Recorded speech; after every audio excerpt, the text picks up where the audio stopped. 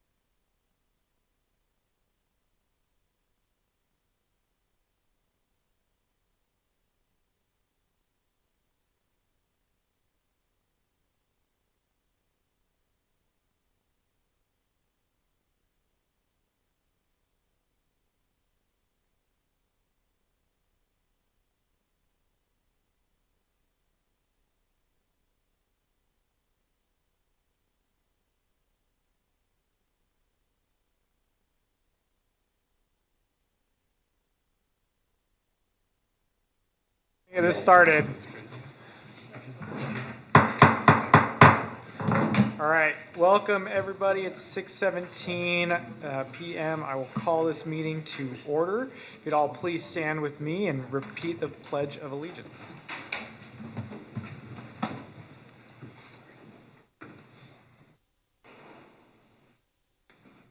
I pledge allegiance to the flag of the United States of America and to the republic for which it stands, one nation, under God, indivisible, with liberty and justice for all.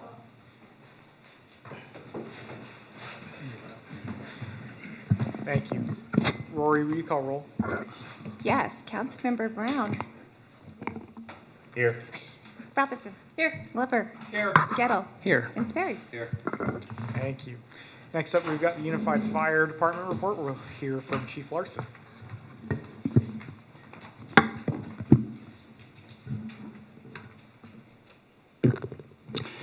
Good evening. It's good to be with you. I think Chief Thomas called the rain right. Called that this morning. I hope we get a little bit more for our sake for the 24th. First off, I'd like to go over our second quarter report, the run volume for Midvale. As you can see, the total incidence was 1,028. I think that should be 1,018, and I'll explain why as we go along, but still, I mean, that's still quite a bit for April, May, and June. On the top right, the four-year monthly comparison, you can see we're still pretty consistent. Last year and this year, a little higher than the two previous years, but it's still pretty consistent year to year. Our top fire dispatches, 8 structure fires, and the rest are listed there. The top EMS dispatches, sick person, 115. That kind of takes in a whole gamut of different types of calls. Shortfall, chest pain. Falls always are in the top. We've been talking with the health department. I know they give some fall prevention courses over here at the senior center from time to time, and we're looking at expanding that countywide to see if there's some information that we can provide that would help seniors with that. The top other dispatches, public service assistance, that could be anything from helping to unlock a car or a home or any other kind of assistance, lift assistance perhaps at a home. And then the incoming units down on the bottom left.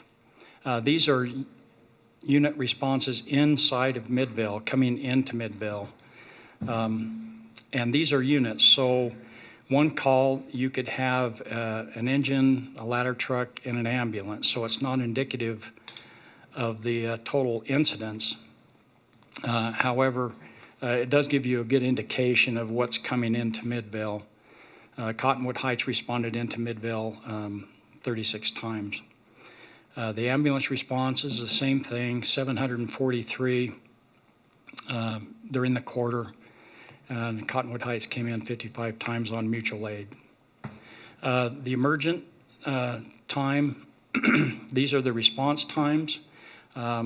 I was looking at the last quarter, and this is a little bit of an improvement. This is something Chief Burchett's been focusing on, is quicker response. The 50th percentile, 4 minutes and 25 seconds. What that means is that essentially 50 times out of 100, the crews arrived from dispatch to arrival in 4 minutes and 25 seconds, which is pretty good, pretty remarkable. The next sheet is going to show, if you just scroll down. Right.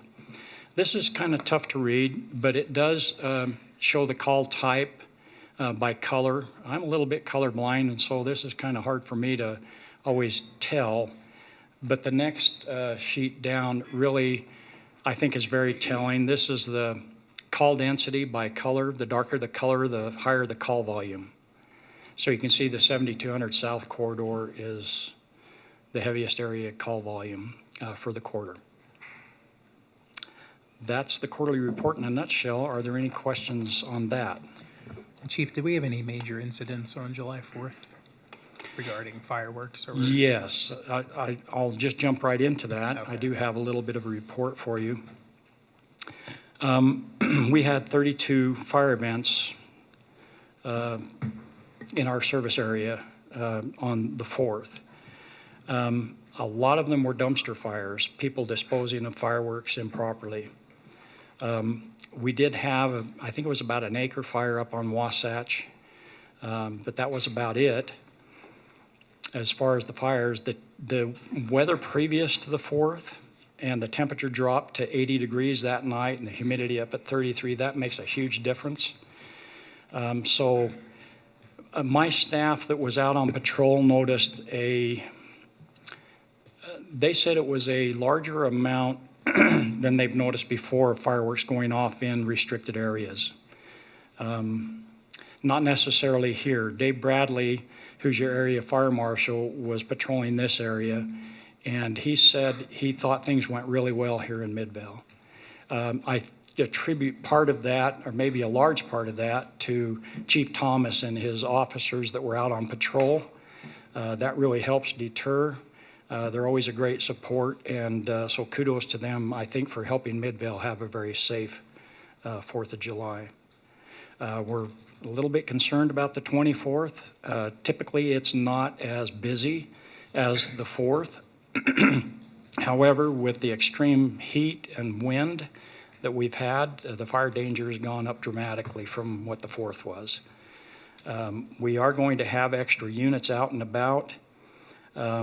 We will have some staff from prevention, wildland, and our enforcement division out on patrol to help curtail some illegal activity. Our operations is also going to have 3 more Type 6 engines out. Those are basically a big heavy-duty 1-ton,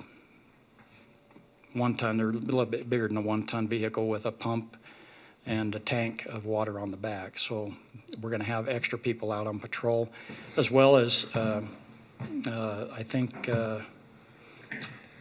only one city has a fireworks shoot, so we'll be there for that. So we are concerned about the 24th, but we're hopeful that maybe we can get some rain. So we'll have to see how it goes. There was an evacuation drill that was held on Monday here at City Hall. Your city manager and the entire city staff, employees participated in the drill. Chief Thomas had his officers here with their drone, which was very unique in that they took a video of the evacuation event itself, and so everyone was able to see how that went and how they flowed out of the building. Great learning experience. That's the purpose of evacuation drills, is to learn what was successful and learn what can be improved on. And I understand that things went really well, and both Station 125 and 126 were here to observe that and also to do a pre-plan or a tour familiarization with your building, which is really important in case something emergent does arise and they're more intimate and familiar with this building, especially the basement, if you've been down there. So I understand that went really well, and we'll probably do some more and work on some of the improvements that they talked about. So thanks to Matt and Dave Bradley and your emergency manager, Brad Jewett, for putting that together. Let's see. I think that's it, except for the safety message. And if you'll indulge me, I have kind of a lead into it. Last week, I was up in my home office working a little late, and it was well into the evening. And my granddaughter came up and she said, "What are you doing, Grandpa?" And I said, "I'm working." She looked at me and she said, "You need to pump the brakes." So, in light of that, the safety message is about vacation and pumping the brakes. It's all important for all of us to take some time off and enjoy our vacation. And the safety message is on tips to stay safe at your vacation home, away from home. Take safety with you. I've passed that on to Laura, which can go on your Facebook and social media sites. Some really good tips about fire safety wherever you're staying, child safety, and pool safety tips for the kids. So it'd be really good to read that, and I'm glad to have that out for your community. With that, that's all I have. Any questions? Seeing none. Okay, Thank you, Chief. great. Thank you. All right, next up, we've got the Employee Association. We'll hear from Juan.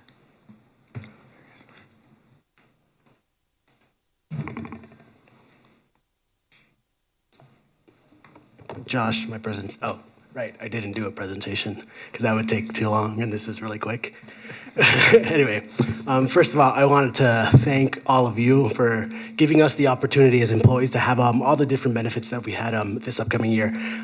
We saw a lot of faces for the Christmas party and from different events throughout the year, so thank you so much for your participation and coming and supporting all of us. I know it's great to see you guys there, being engaging with us. Some of the things that we kind of, as a president, that I kind of wanted to bring to the city was kind of the unification a little bit of the departments. Before we would have very sporadic activities, and or we would have only our big holiday parties. One of the things that I tried to change and focus a little bit was kind of just having these monthly activities, just so everyone can kind of have that time to get to know each other, to break the mundane a little bit, which I saw definitely helped a lot, and it's something that the new presidency is going to continue to do. Aubrey has been a great support, so I know her being as president and moving forward with Paul, we will only see wonderful things from them. Some things in the works that we do that with the limited time I didn't have, but we did want to do some more outreach to the community, which is something that we are going to see if we can do. As employees, we also do want to impact them as much as we can. It's just kind of how as elected officials you guys do. But overall, I know that we were very grateful for all the approvals and benefits that you guys gave, including with the Christmas bonus and everything. So I just wanted to say thank you and letting you for giving us the opportunities, and even in this last little bit, kind of with the earlier bumps in pay that we needed with the inflation, we were all feeling it, and having that as something in our forecast was highly appreciated. I know personally that I was very stoked, so I know everyone else was stoked. Yeah, that's it. Thanks. Thank you, Juan. Thanks, Juan. Every president of the association, I think, leaves a different mark on it, and I think Juan covered a lot of the good things that he and the people that are in the association working with him have done. And anyway, so, it's one of the good and bad things about the process is that we transition every year. So, I'm sad that Juan is not going to be continuing on with that as the president, but at the same time, it's exciting to see what the new president will bring to the organization. So thank you for what you've done. Thank you for your service, Juan. All right, I've got a Pioneer Day proclamation, which is quite fitting that we raise the new state flag today. So I'll just take a moment to read this in honor of Pioneer Day. Whereas Pioneer Day is a state holiday celebrated on July 24th to commemorate the entry of Brigham Young and the first group of Mormon pioneers into Utah's Salt Lake Valley in 1847. And whereas early settlers meticulously planned and organized the settlement of what would become the state of Utah by building homes, cultivating the land, and constructing irrigation systems to support agriculture. And whereas the completion of the first transcontinental railroad in 1869 with the iconic Golden Spike ceremony held in Utah further connected the state and its residents to the rest of the country and facilitated trade and transportation. And whereas in 1896, Utah achieved statehood as the 45th state of the United States of America. And whereas in the modern era, Utah has experienced significant population growth, technological advancements, and diversification of its economy, becoming a hub for outdoor recreation, technology companies, and research institutions. And whereas it is essential to honor the diverse backgrounds and contributions of all pioneers who settled Utah, fostering a sense of unity and appreciation for the multicultural tapestry that enriches our society. And whereas the pioneering spirit is celebrated on Pioneer Day, commemorating the bravery and sacrifices of those early settlers who made Utah their home, striving to build a bright future for its residents.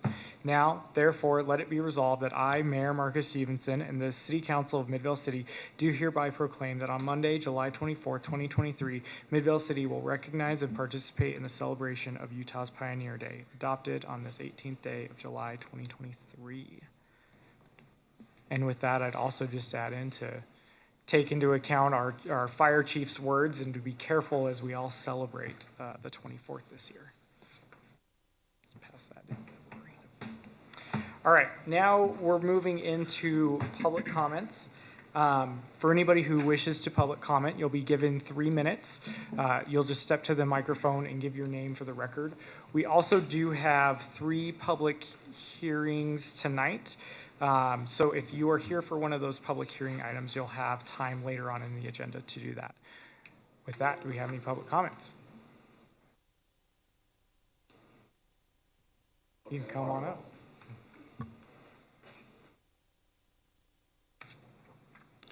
My name's Ken Fulmer.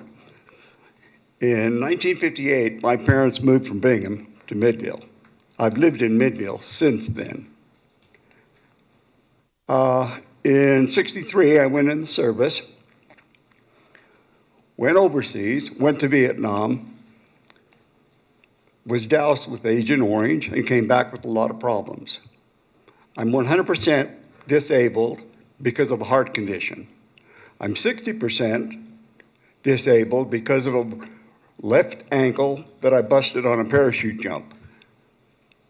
10% on my left knee because it's gone out over time. 30% on my hearing because I was blown up. 10% for tinnitus because I continually hear machines whirling. In fact, I had the chief of police and 7 officers over my house trying to find drug dealers who were cooking crack, but it was all in my head because that's what I was hearing. I have a problem with parking over on West Wasatch. I live in 754 West Wasatch Street. When I first moved in there, right next to me was a tomato field. Behind me was an orchard of fruit and nuts, and the rest was empty. It was one of the first new houses that were built over there. Since then, change has happened. Apartment complexes have been built. The last time I was here was they were going to wanted to build a single-family home across the street, which would have created apartment complexes on all 4 sides of me. On the east side of the West Wasatch, the police have come down and towed a car that hadn't been moved for quite a while. On the west side of me, a car was towed because the same problem. Over time, there have been people who are doing this. Across the street from where I live, I have someone who's running a used car business. He put cars out for sale on the street, which I find is illegal because he has for sale signs in them.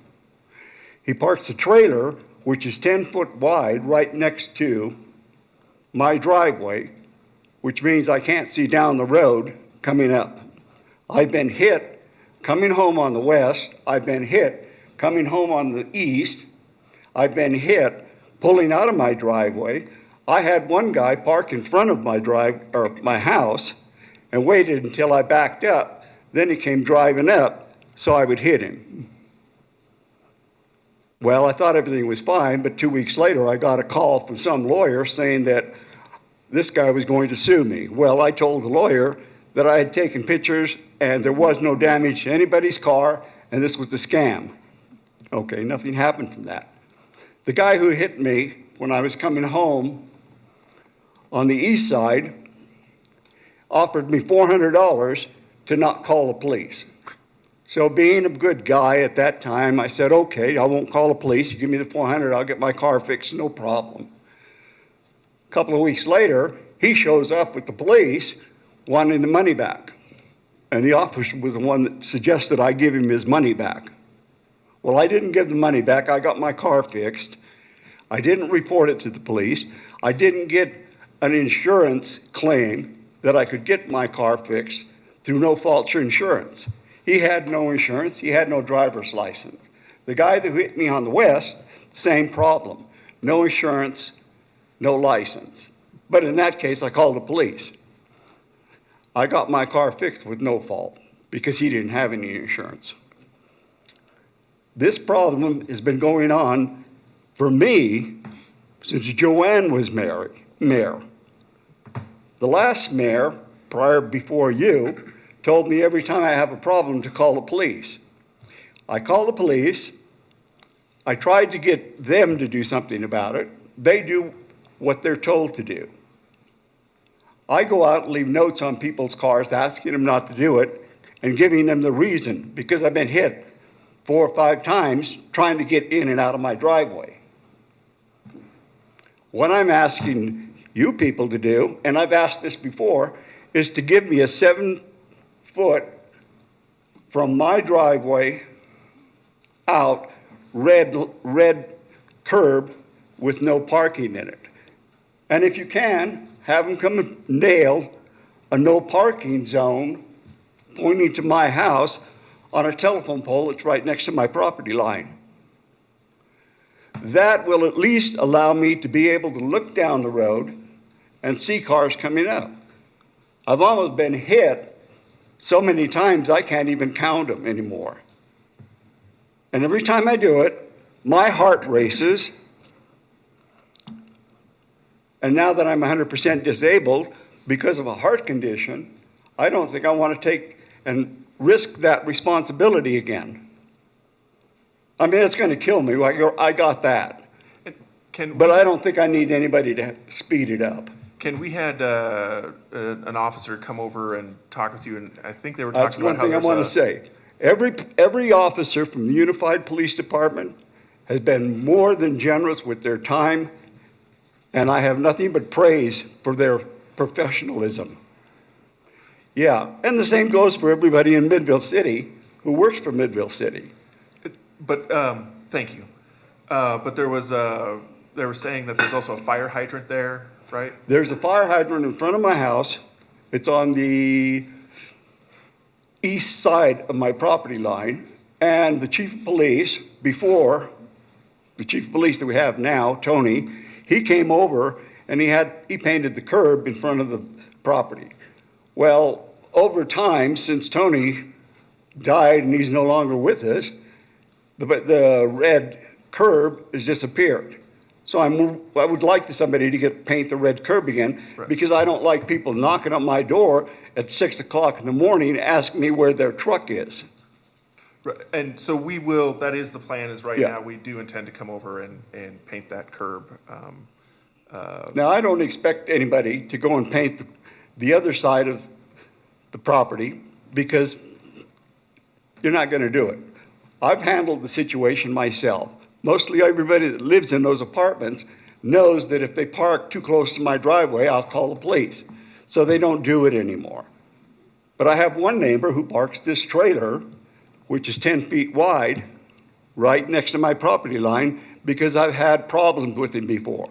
I've called the police on him 3 times already because he has an attitude that he doesn't want to cooperate with anybody. So Ken, do you think, so we're going to get that curb red painted and hopefully that'll help with this situation? Okay? I just hope I don't have an accident because I'm presenting a situation where I have a problem getting in and out of my driveway. And if I get hit at my age, I don't think I'm going to not suffer some kind of real damage. When the officer was there the other night and I was walking away, I wasn't completely within my mind and I tripped over my hose and fell down. Well, I thought I was okay. The officer asked me if I was fine and I said, yeah, I thought I was. The next day I woke up and my chest was hurting. I went to the VA hospital. They did x-rays. They did an electrical cardiogram, and they gave me a prescription for stuff. Said there was nothing that they could see was cracked. Well, which was lucky. But that's the first time I've fallen and been hurt like that. So I realized that I'm tender now. I'm 78 years old. Right. Well, we do appreciate your comments, and I would like to be able to move on to the next, if we do have another comment here. You're going to have to speak up, Mary, because I can't hear you good. I'd like to move on to the next Okay, comment. that's fine with me. But again, you know how to get a hold of me. We've spoken, and we're going to get that curb painted red, and hopefully that helps the situation. All right, thank you. I Thank you. appreciate it. Appreciate it. Thank you. All right, do we have any other public comments? Okay. Seeing none, we're going to move on to our reports. First up, excited to say that this Friday I've got my first coffee or whatever you drink with the mayor. Is something that over at Tres Gatos, for a while I've been thinking about. There's a lot of big issues that Midvale's working on, and how do we make sure that our residents can come and get a little bit of an inside look of some of the things we're doing, and wanted it to be a little more casual. So Tres Gatos Coffee was kind enough to host us there. So the plan is once a month to do that, and this Friday is the first one where we're going to be talking about the recreation center and the bond process. Just a minor UPD update is tomorrow, the Midvale, Mill Creek, and Holiday will be meeting with the county mayor and a deputy mayor who sits on the UPD board to talk about what their plans are regarding Slovisa. That's a key piece on what will happen with the townships, and so we're going to go talk with them. We've got some ideas to approach them about. So tomorrow evening we have that meeting, and then also the 3 cities are going to be meeting with all the townships. Not quite individually, we're going to go 2 townships at a time, but all of those meetings started getting set up today, so pretty shortly we'll be doing that. And again, that's around trying to see if we can figure out this Slovisa piece here as quickly as possible. And lastly, we've got Harvest Days coming up already. Can't believe we're already almost to the beginning of August. So starting Monday, July 31st and goes through Saturday, August 5th, come out and join us. We've got neighborhood block parties that Monday and Tuesday, so either sign up, host your own, or join somebody else's. We've also got the Hall of Honors from the Midvale Arts Council on that Wednesday night where we'll be honoring Clark Phelps. And then family game night at the Tyler Library on that Thursday. And then, of course, our concert in the park on Friday with the parade and festival on Saturday. So please come and join us for that. That's all I've got. Councilmember Brown.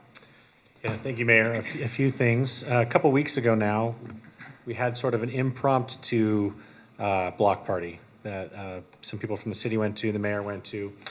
Yeah, it was a great opportunity to sort of meet a bunch of different citizens. So I just want to highlight the importance of the block party because we were able to hear a lot of different ideas and opinions, and they're not, and most of it's not complaining. It seems like, oh, all we get is complaint. There's a lot of really good, a lot of solid ideas that, you know, I saw Matt and the mayor take a lot of notes for, which I appreciate. The one that sort of jumped out to me that I thought was interesting, and I've heard this from, I think, Councilmember Gettle and whatnot, is we should really look into improving our welcome to Midvale signs to be, you know, make sure they're standing upright if nothing else, because some are leaning or whatever, or hidden behind bushes. But, you know, it's something we should really sort of push on and maybe spend some money to, you know, make them stand out opposed to they kind of blend in. And one thing I heard was no complaints about the current murals, but it would be nice if one of the ones that was a little more prominent on a main road was, you know, a Midvale mural to the set, you know, it says Midvale on it or whatever, right? And so it's something I think we should sort of look into, you know, going forward. I know that that's a touchy subject all around if you mentioned mural, but just a lot of pride is what I got out of that, and I really appreciate that. And I also thanks Mayor for that Pioneer Day proclamation. You know, I think, so my namesake and great-great-great-grandfather, Bryant Stringham, was in Brigham Young's party, and he was his scout, so he's probably the first or second person to step into the Salt Lake Valley, and I don't think that's really, well, that's unique, but there's probably a lot of people in Midvale that have, you know, that ancestry that runs pretty deep into that pioneer heritage, and I'm glad that we sort of, you know, recognize and celebrate it. But on that note, let's be cautious of the weather and whatnot. You know, it would be terrible if it was like today, I would assume, with how hot it is and windy. So, you know, if we can sort of keep tabs of that weather and put out as much literature as possible, if it's like a day like today, to really sort of push towards, you know, celebrating in other ways than maybe setting your neighbor's house on fire. That's all I have. Well said. Okay, Councilmember Robinson. I have nothing tonight, Mayor. Okay, Councilmember Glover. It is good to be back with us. I had full intent last time to be on Zoom with you guys, and I comes to find out that in Tokyo right now, it is 10 minutes to 10 in the morning, but it is on Wednesday, not Tuesday. And when I was planning this, Tuesday, I'd planned to, and I was going to be on a ship and have internet. Well, Wednesday, I was not on the ship and had internet. So it didn't work out. But we had a fantastic time, and I want you to know the one thing I learned, that Midvale has no density problems whatsoever. Go to Japan if you want density.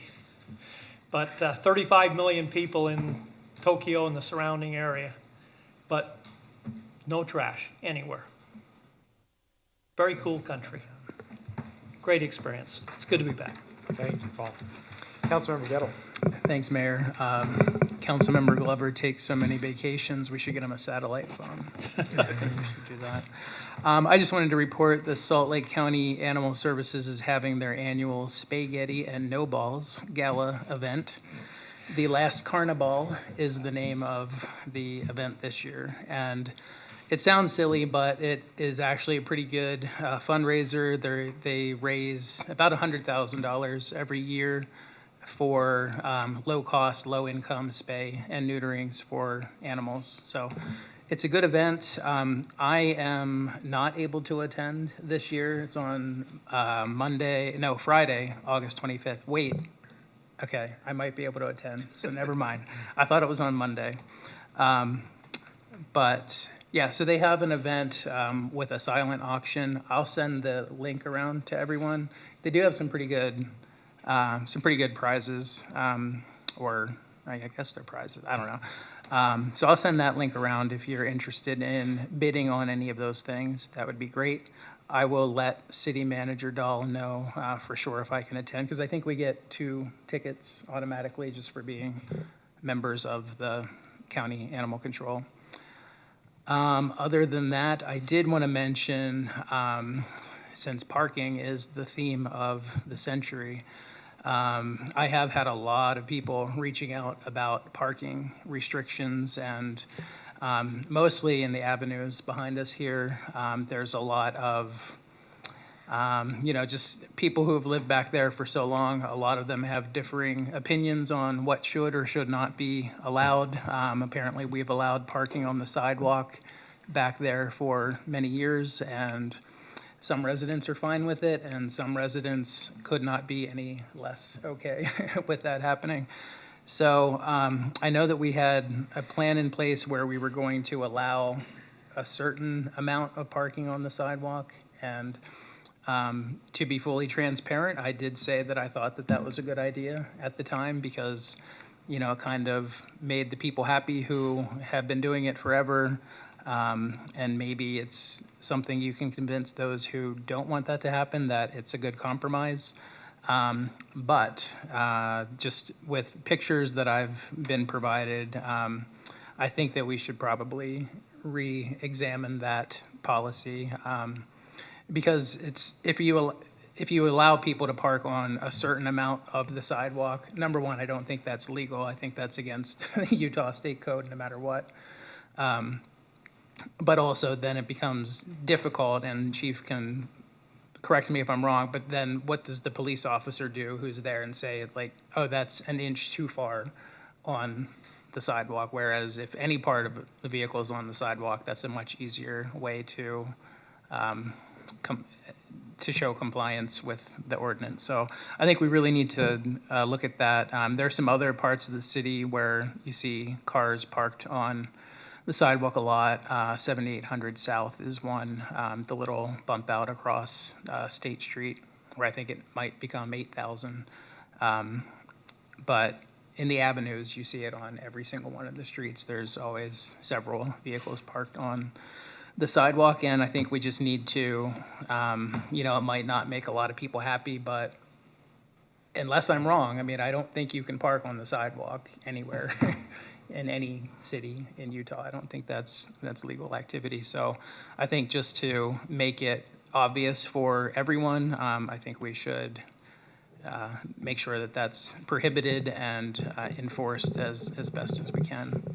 And speaking to Councilmember Glover earlier today, and I've mentioned this in the past too, we could look at some sort of permitting process for parking as far as zones go, and I think that might alleviate some issues that they're going to have in the avenues once these apartment buildings are built and full to capacity. It's very difficult to say to someone, because we know what happened with the Moda apartments. We were told that there was not going to be any impact on traffic or parking. There's been a huge impact on traffic and parking. So I'm just worried now that we're being told the same thing with the apartments that are being built on Main Street. And I just want to, as much as we can, nip it in the bud now before it becomes a Moda and Cottonwood situation.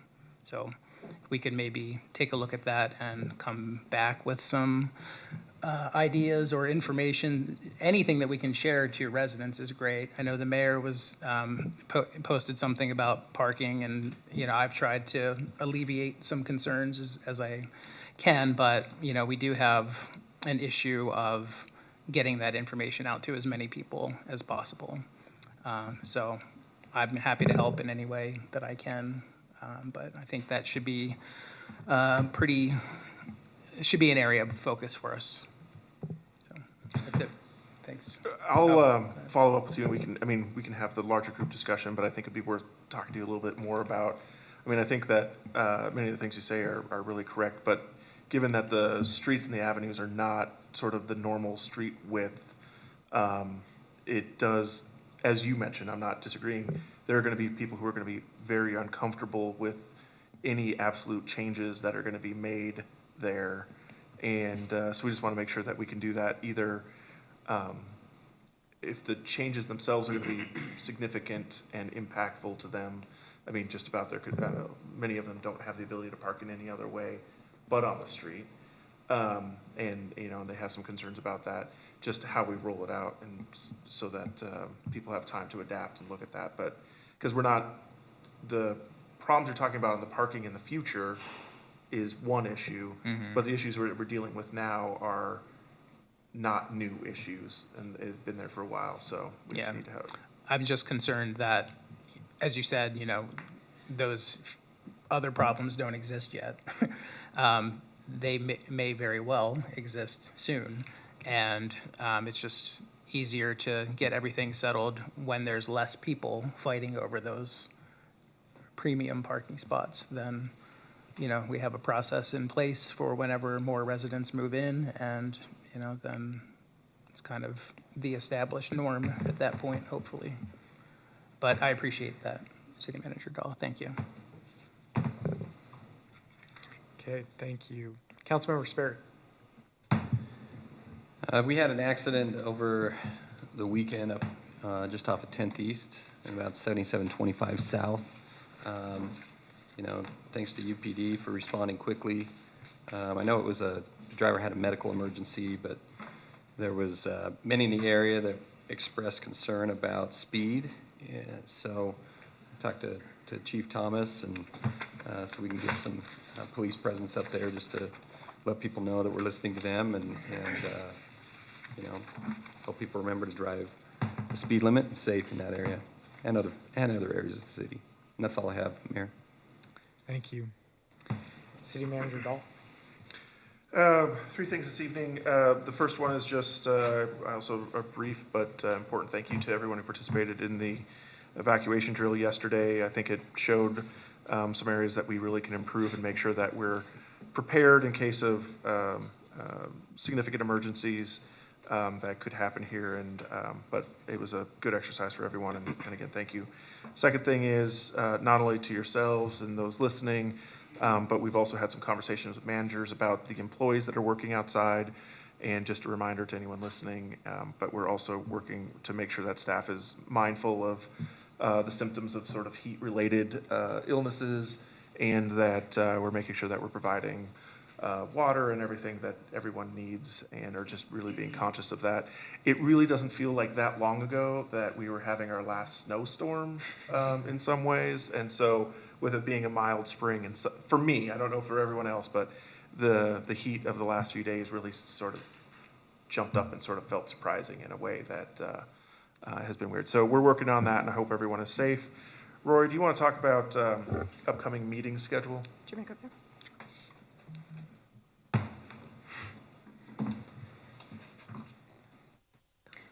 Okay, as you know, the changes in the election this year has moved the primary election to September 5th.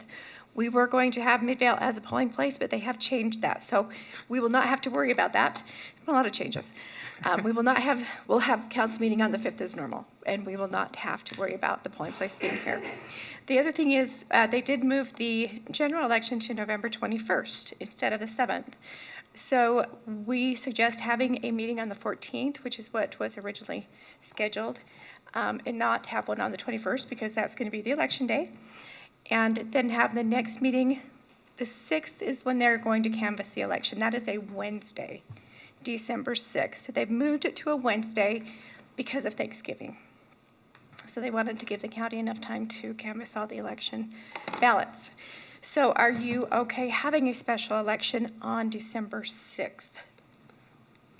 Special meeting. A special meeting, yes, thank you. Special meeting for the canvas. What did I say? I don't know what I said. Yeah, it's fine. Are you I'm good? fine with that, yeah. Okay, that sounds good. Now, I don't think it's optional. we were going to have one on the 5th as well. So it will be back to back. You're still okay with that? One on the 5th and one on the 6th. Correct. But Rory, the one on the 6th is Just the canvas. when is Thanksgiving this year? Is it like the 20, if Tuesday is the 21st? It's on a Thursday. So it would be the 23rd. So our election is It's 2 gonna days be that before week. Thanksgiving. I didn't know you could move the date of a general election, so Neither did surprise, I. surprise. Yes. It's a new one for me. So if you're good with that, then we'll move in that direction. That sounds good? Thank you. Okay. Rory, sorry if I missed it, did you talk about the one date in November? Yes, the 14th. Sorry, That's okay. No, we're good. Thanks. Okay, thank you. Because we have some staff in the audience that are so on it, I happen to know that we have somebody here who would like to give public comment that thought our meeting started at 7. And since we usually do start at 7, but today was a little bit different than what we usually do, I'd like to ask that we reopen public comment. Mayor, I move that we reopen public comment. Second. Appreciate all the seconds. Any discussion on that? All in favor, please say aye. Aye. Yes. Any opposed? All right, we're going to reopen public comment. This is just a reminder that if you're here for a public hearing item tonight, we've got a splitting of one lot into two lots. We've got a final subdivision off of 8,000 South and 300 East. And then we've got a public hearing on water, sewer, and stormwater. So if you're here for any of those items, you'll have time to speak on that later. But if you're just here for any other public comments, now is your time, and you'll be given 3 minutes. Just please state your name for the record.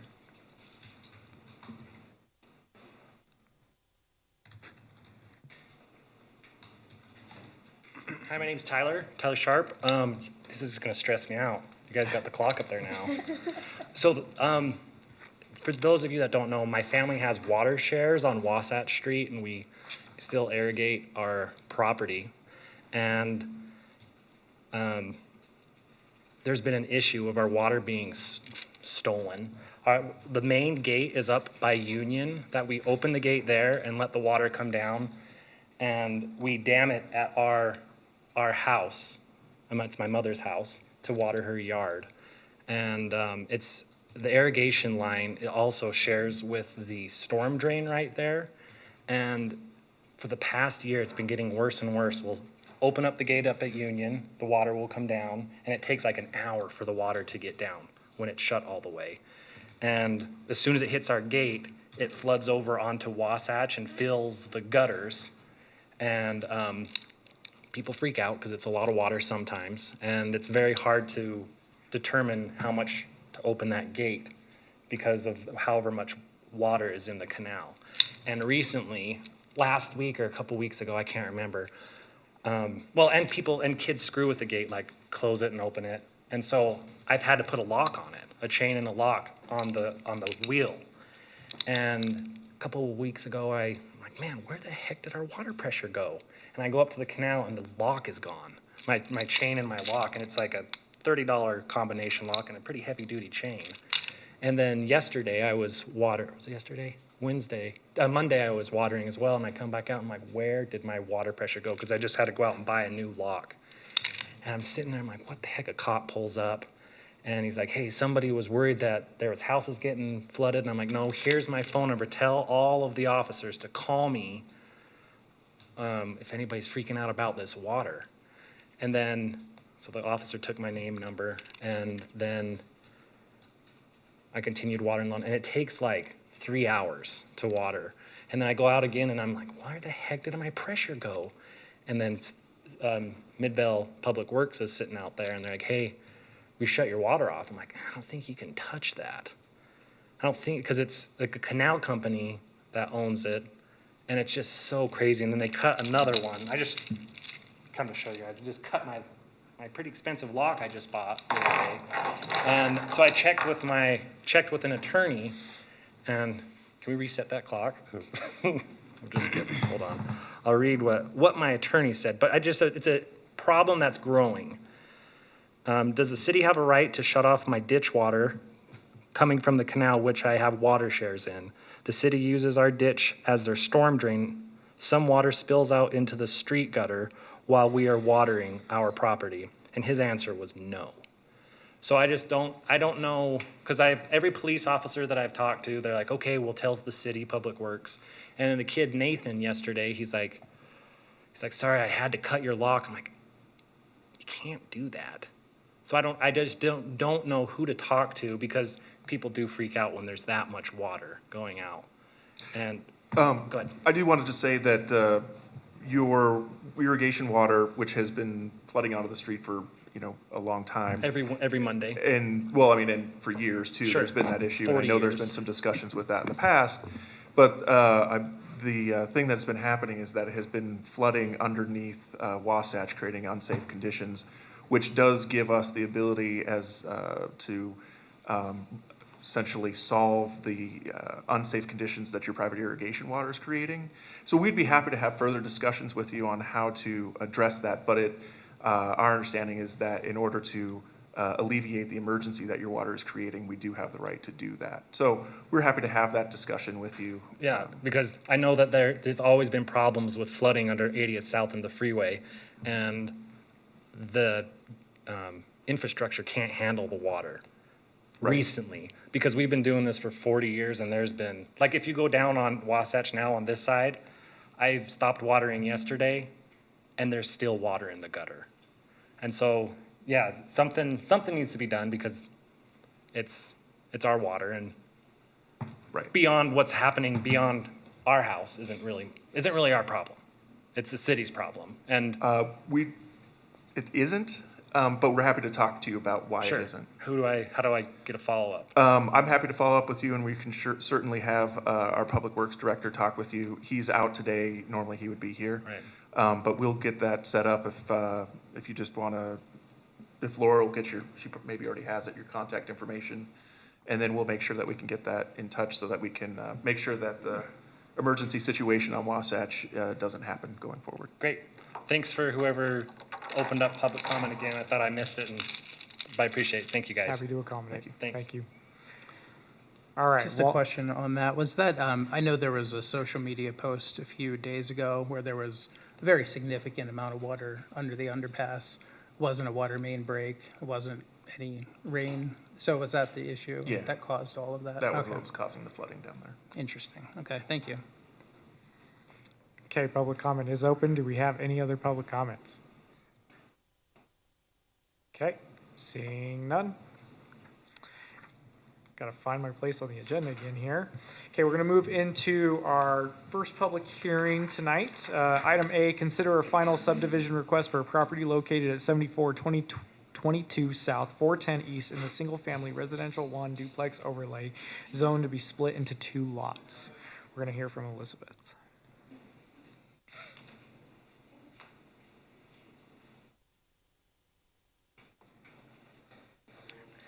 Okay, so this is for a final subdivision that is for a 2-lot split just off of 7500 South and kind of back down a private road of 410 East. And it's a larger lot that you can see here from the vicinity. So they're just proposing to split it, and it meets all of the lot development standards and is even larger than the single-family zone requires.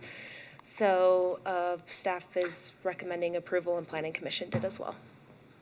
And we haven't received any public comment on this item prior to this meeting. Any clarifying questions from council? Ask for a motion to open the public hearing, public comment. So moved, Mayor. Okay, Second? we have a motion and a second. Any discussion? All in favor, please say aye. Yes. Any opposed? Okay, public comment is open for this item. Do we have any public comment? Saying none? Mayor, I move that we close public comment. Second? Okay, all in favor, please say aye. Yes. Yes.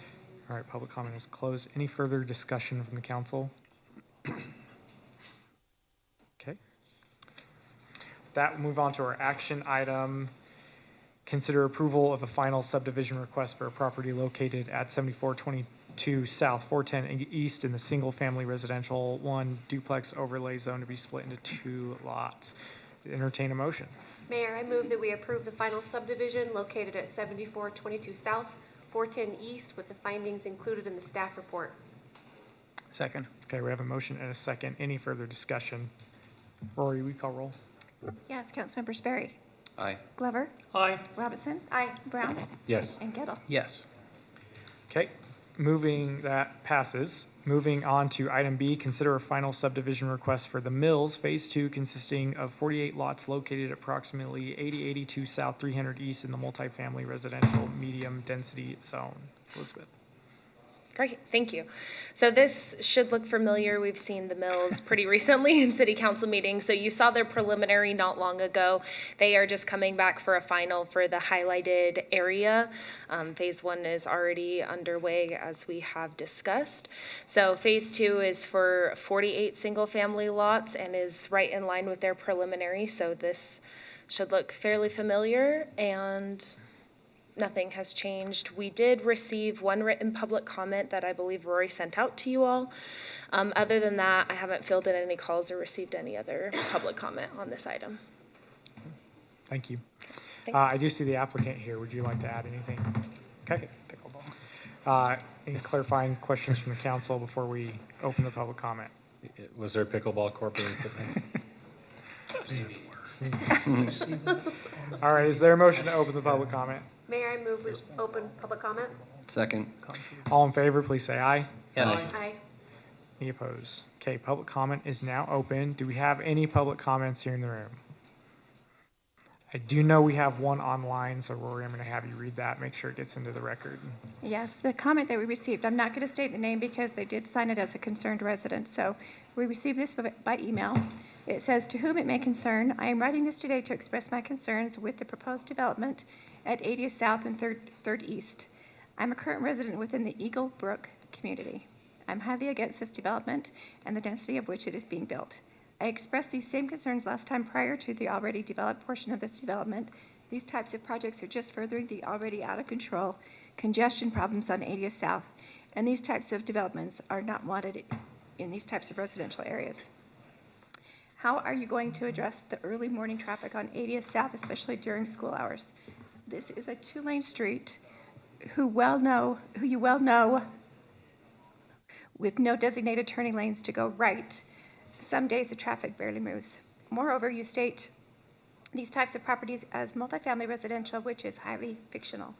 I do not see families moving into these developments. Also, I would like to express the frustration with our elected officials in how you are only informing residents within 500 feet of this development. This needs to be addressed with everyone that lives on 80th South and uses it as their main corridor. There are not a lot of ways to get onto 80th South. There's another development about to happen to the east of this.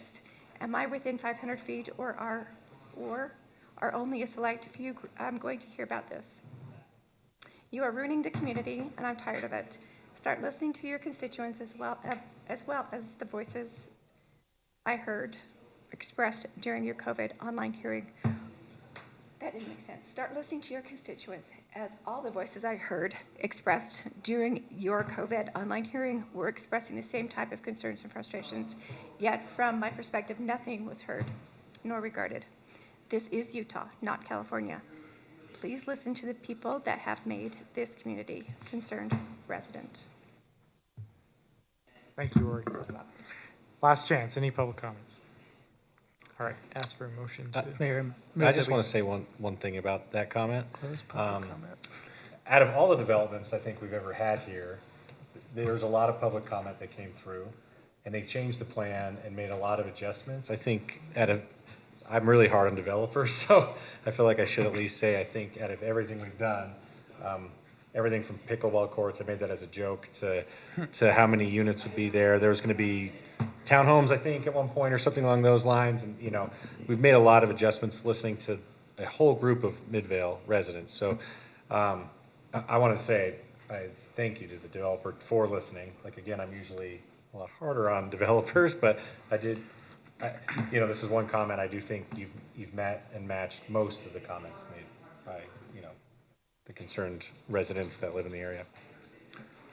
To build off of that, what Councilmember Brown said is absolutely correct. I don't think number one, there's not been a project that's come before us on the council so many times as this one. And I haven't seen a project where there's been more input received from the developer, from city council, and from the residents that have come up with a much better product for the entire community. So, everyone's entitled to their opinion. I do know that this particular person who identified their neighborhood, they live in Sandy. They're elected, that person's elected officials are Sandy City elected officials. So I'm not exactly sure why we bore the brunt of their concern, but we certainly do welcome that public feedback, but we have listened to quite a bit of public feedback on this project. I want to echo what both Councilmember Brown and Councilmember Gettle said. I mean, I agree. I don't think that's a fair characterization, that public comment, as far as us not listening. I think we have. I mean, this project has come before us many, many times, and the density is a fraction of what it was initially, right? The other thing, as far as the issue about only sending out notice to people within 500 feet, I think they forget that, I mean, the statutory required amount is 300 feet. Am I misunderstanding that? I think it's only 300. Yep. And we changed that some time ago to expand beyond what we are required under Utah law. And so, you know, there's always going to be people that are just outside that boundary that may want it more and more. But, I mean, we went from 300 minimum to 500. So I you know, where they say that it's not fair, it needs to be a law, you know, across everything. There has to be a limit. And, you know, we've already well exceeded what we're required to do, the minimum. So I don't see an issue with that. I think we've done very well on this project. I think we've given notice. Again, the developers listen to the concerns of the residents nearby. So I don't have an issue with this development. Likewise, I enjoy the fact that there's home ownership instead of apartments. And anytime we can get that in Midvale, it's a better scenario.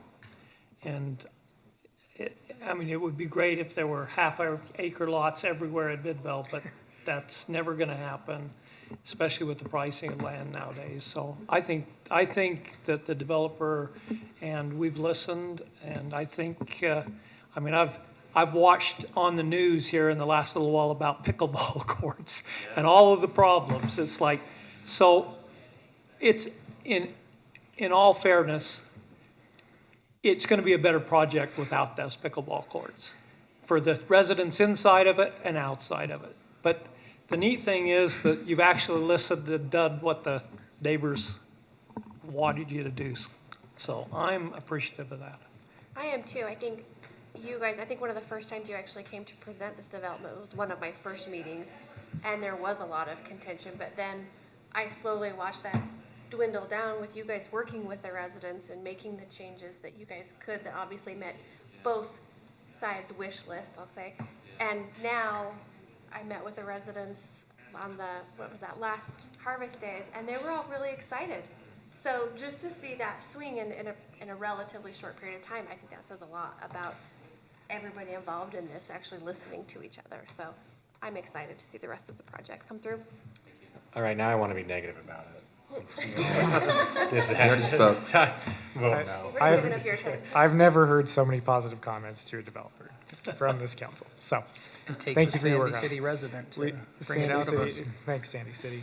With the public comment is still open, and I still need a motion to close the public comment. Mayor, I move that we close public comment. Second? We have a motion and a second. All in favor, please say aye. Yes. Yes. Any opposed? Okay, public comment is closed. Any further council discussion? All right, we'll move on to the action consideration of adoption of resolution number 2023 R31 of the City Council of Midvale, Utah, the issuer, delegating to certain officers of the issuer to approve the final terms and provisions in connection with the issuance and, I am reading the wrong thing. Okay, I was just about to say. Sorry. I was very I'm sorry about that. You just assumed it was Okay. approved there. Moving on. Consider a final, restarting on the action item, consider a final subdivision request for the Mills Phase 2, consider it consisting of 48 lots located at approximately 8082 South, 300 East in the multifamily residential medium density zone. That sounds much better than the other one I was reading. We'll get to that in a minute. Mayor, I move that we approve the final subdivision located at, that is not worded correctly, right? Located, I'm going to start over. Mayor, I move that we approve the final subdivision for the Mills Phase 2 consisting of 48 lots located at approximately 8082 South, 300 East, with the findings included in the staff report. Second. We have a motion and a second. Any further discussion? Rory, will you call roll? Yes. Councilmember Glover? Aye. Robinson? Aye. Brown? Yes. Gettle? Yes. And Sperry? Aye. Okay, that passes. Thank you.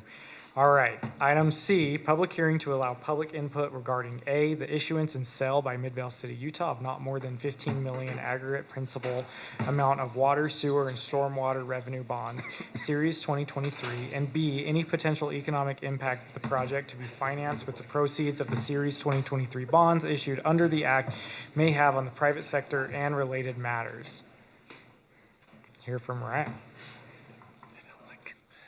Did I make you nervous there when I started to read this one? Well, I just was like, there's some motion made, but that's not mine, so. It's gonna get there. I was paying enough attention to know. Okay, this is just a quick review of what's going on with these bonds. We had a water and sewer comprehensive financial sustainability plans completed in 2021, and also a water master plan completed in 2021 that was then updated in 2023. We have a sewer master plan that is currently in process. The bonding for the projects in the water and sewer master plans was originally planned for 2023 because of project timelines. We pushed that to fiscal year 2024, and we have kind of finalized the projects. We have about $7.5 million in water projects and $1.7 million in sewer projects that we're bonding for here. Just for an overview, you guys passed the parameters resolution at our last meeting on June 20th. Tonight we'll have a public hearing, and then your motion will be to approve some of the official documents and then delegate the authority to the mayor and staff to move forward with the bonding process. Then for the next month and a half or so, we'll do a lot of behind-the-scenes work, including getting the bonds rated and working with insurance agencies, and then we'll work to close the bonds in the beginning of September. The parameters resolution that you passed set the parameters for the bonds that the amount should not exceed $15 million, the interest rate should not exceed 6%, the maturity will not exceed 30 years, and if the bond is sold in the future, it will not sell for less than 97% of the total principal. Hey, Mariah, on that past one, should that be June 20th? Yeah, sure should.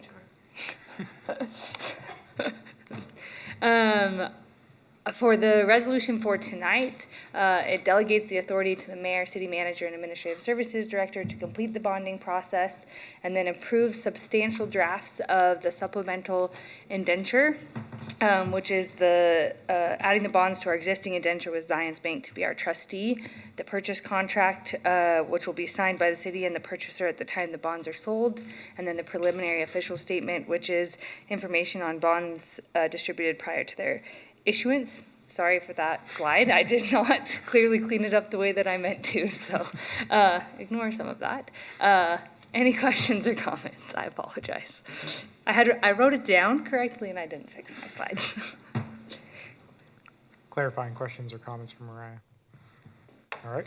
Or Laura Lewis, because she's here too. guess If you wanted to ask something super technical, I'm gonna call I her. listened to the last week on thing, but I didn't can't remember now.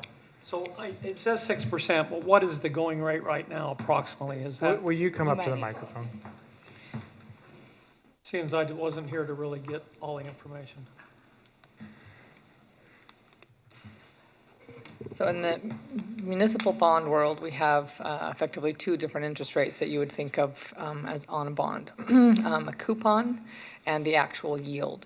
What you care about at the end of the day is the actual yield, but I have to, make sure that we can put coupons on the bonds as they may need to be marketed by the underwriter. So my quick and dirty municipal bond education is this. If you were a bond purchaser, so I'm so old that you can think back in the old days when there was a paper certificate, right? So pretend like you bought a bond. They're going to give you a paper certificate, and there are, three pieces of information that matter to you on that certificate. There's a whole bunch of legalese. This is now all done electronically. There's the coupon rate. That's a rate that you'll get paid if you're the bond purchaser. There's the principal amount that you will get paid when the bond matures, and there is the date that that bond matures. Those are the three things that once you buy it, that's a critical thing. Once you buy it, you will whip out your calculator and you'll multiply 5% times $5,000 divided by 2, and that's going to be the interest you get every 6 months. And then on that maturity date, you'll get the principal amount on that bond certificate. So frequently, and again, this is in my industry, you don't see it anywhere else. You don't see it on your, consumer mortgages or anything else. Because the bonds are traded in the secondary market, they will want a coupon rate different than the actual yield to you. Well, you say, how does that happen? Well, again, you're the bond purchaser. You've got that piece of paper with those 3 things on it that matter to you. What I didn't talk about is what you paid for that bond. You're going to get $5,000 when it matures, but you might have to pay $5,500 for it. That's called original issue premium, and that is what impacts the yield to you as the issuer. So the underwriter tries to structure the bonds so that they'll be the most appealing to the highest number of investors in the market so that it gets you the lower yield. But because of that, I think that, we may need to have 6% coupon rates. I'm expecting that your actual rate will be, your yield to the city will be in the 4 3/4-ish neighborhood. That was a long answer for probably what you really wanted to know. I've gone through this But several- now you have this great education if you want to buy bonds. The reason I ask is I've gone through this several times, but I want the public to know, Yeah. even though we're saying it is at 7% or whatever, Yes. that that's the maximum it can be at, Yes, but it probably correct. won't be that. No. And the nice thing, the past couple of days, municipal yields have come down a few basis points every day. I've just seen them climb. Now that inflation is starting to temper, hope the Fed may raise one more time, but then I think they'll kind of stand still. And I think it's going to be a good time for you to get in the market when we're finally ready. So that's good. Thank you for Anything else while I'm here? clarifying all that. Okay. Thank you for listening. Thank you. My kids think it's the most boring stuff on earth, so. All right, do we have a motion to open the public comment? I motion we open the public comment. Second? Okay, we have a motion and a second. All in favor, please say aye. Aye. Yes. Any opposed? All right, public comment is open on this item. Do we have any public comments? Seeing none? As for- I move that we close the public comment. Second. We have a motion and a second. All in favor, please say aye. Aye. Yes. Any opposed? Okay, public comment is closed. Have any further council discussion? All right, we'll move on to the action item. Now I get to read this long thing. Consideration of adoption of resolution number 2023 R31 of the City Council of Midvale, Utah, the issuer delegating to certain officers of the issuer to approve the final terms and provisions in connection with the issuance and sale of not more than $15 million aggregate principal amount of water, sewer, and stormwater revenue bonds, Series 2023 bonds of the issuer, indenture of bond purchase contract, and other documents that may be required in connection therewith, approving a preliminary official statement and official statement authorizing the taking of all other actions necessary to the consummation of transactions contemplated by this resolution and related matters. Mayor, I move that we adopt resolution number 2023 R31 delegating to certain officers of the issuer to approve the final terms and provisions in connection with the issuance and sale of not more than $15 million aggregate principal amount of water, sewer, and stormwater revenue bonds, Series 2023 bonds of the issuer, indenture, a bond purchase contract, and other documents that may be required in connection therewith, approving a preliminary official statement and official statement authorizing the taking of all other actions necessary to the consummation of the transactions contemplated by this resolution and related matters. Second. Well done. We have a motion and a second. Any other discussion? Before I ask Rory to call the vote, I will say I'm quite excited about this. I'm sure our Public Works is quite excited. We have so many critical infrastructure needs with water, and this will really be a great help to allow us to do that work. So with that, Rory, will you? Yes. Councilmember Robinson. Aye. Brown. Yes. Gettle. Yes. Sperry. Aye. And Clover. Aye. Okay, that passes. Thanks so much. All right, moving on to our consent agenda. Consider minutes of June 20th, 2023. Is there a motion to accept the consent agenda? Mayor, I motion that we accept the consent agenda. Second. Motion is second. Any discussion on that? Rory, will you call roll? Yes, Councilmember Brown. Yes. Gettle. Yes. Sperry. Aye. Glover. Aye. And Robinson. Aye. Thank you, that passes. You know, Councilmember Glover, when you were here last week, you probably saw it in the meeting, nobody knew what to do on the consent agenda, since you always make that motion for us, so. We didn't know how to adjourn the meeting either, so. We've just been here, been here for 2 weeks. Lights went out. I listened to all of it, I know. All right, we've got two different action items tonight. Action item A, review and approval of resolution number 2023 R32, providing for a special bond election to be held on November 21st, 2023, for the purpose of submitting to the qualified electors of Midvale City, Utah, the city, a proposition regarding the issuance of not to exceed $11.2 million general obligation bonds to finance a portion of the cost to construct a new recreation center, including a community pool and other recreational amenities, including trails, providing for the posting of a notice of public hearing, approving the form of and directing the posting of a notice of election in the ballot proposition and related matters. Matt? Thank you. So, good evening. I want to talk to you about all the stuff that the mayor said.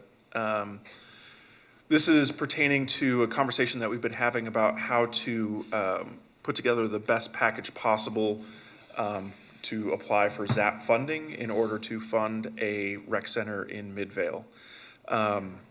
This evening, I'll go through a little bit of the history. Then we have Lindsay Ferrari and Hillary Robertson from Wilkinson Ferrari, who has been working on our public outreach on this issue. Will come and talk to you about some of the surveys that we've done. We'll get into a little bit of the nitty-gritty of the election requirements, and then we'll have you vote on the resolution. In order to start that discussion, what I wanted to do is just break down the pieces of the resolution title that the mayor read so that you understand the things that you will be deciding when you approve it. The first one is that this is, again, you'll be voting on whether or not you would like to hold a special bond election on November 21st, along with the regular election that we'll be having. So this will be included on the ballot for that election. What we'll be asking the public is that they would approve $11.2 million to fund generally the new recreation center, including pool, and then other recreational amenities, including trails. In addition, that bond language, that the title that the mayor read, also just goes through and says that we're going to set a public hearing date, we're going to be holding the election, and we're going to also, you're going to approve us sending out the ballot proposition information, which I'll talk about in a little bit more detail. Just real quick on the timeline. In 2017, the year I started here, there's possible that other work had been done on the rec center before that, but that's when the initial questions started coming about, would we be able to get a rec center in Midvale? Initially, we looked at working with the developer on Jordan Bluffs in order to put the rec center on Jordan Bluffs. But after we received a significant amount of public comment on the issue, the decision was made that we would look at an area that is more central in the city, and particularly started looking at Union Park.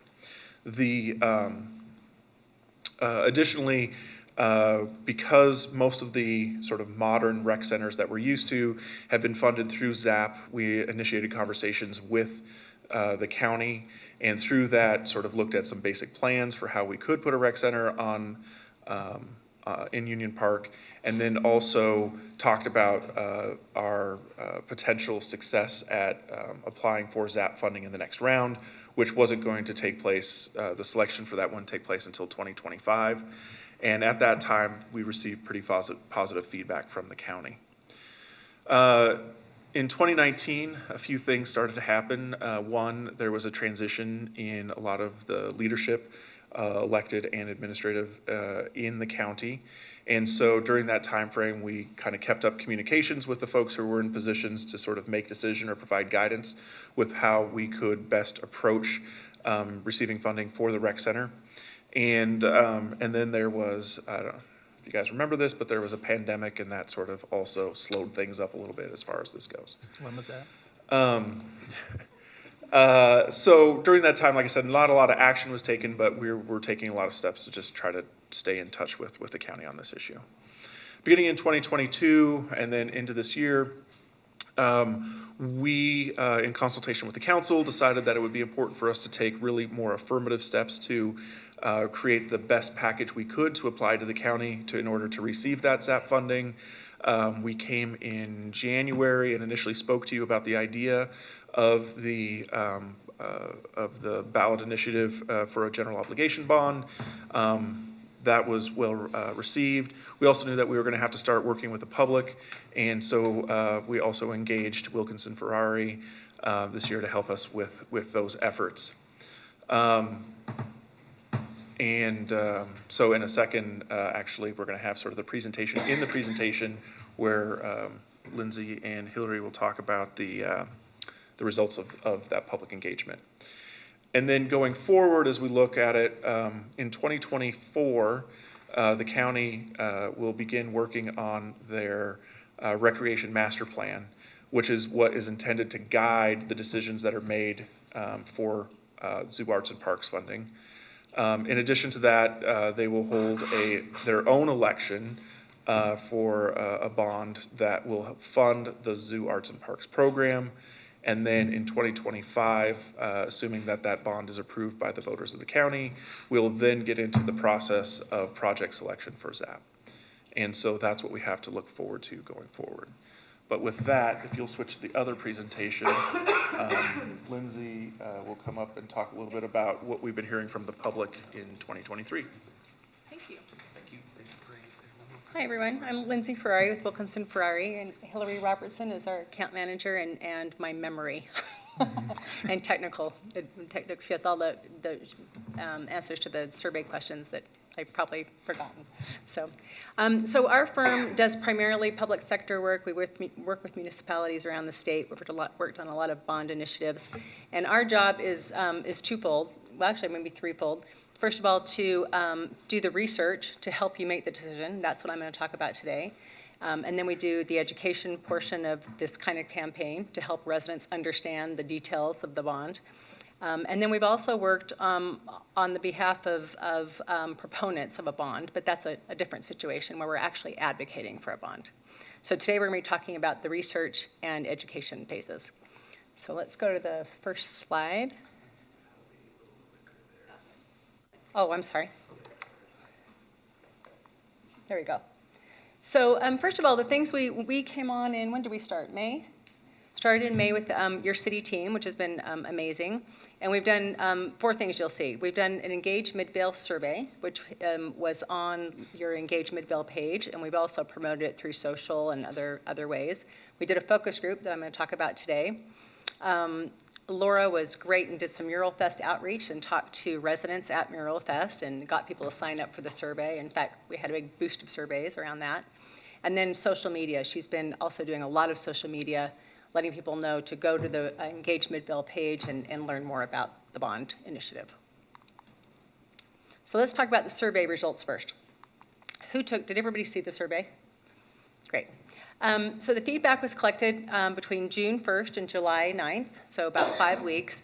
And we got a total of 562 participants in that period, which is a very good turnout for a survey. I feel really good about that, and I think you'll see that the demographics are great as well.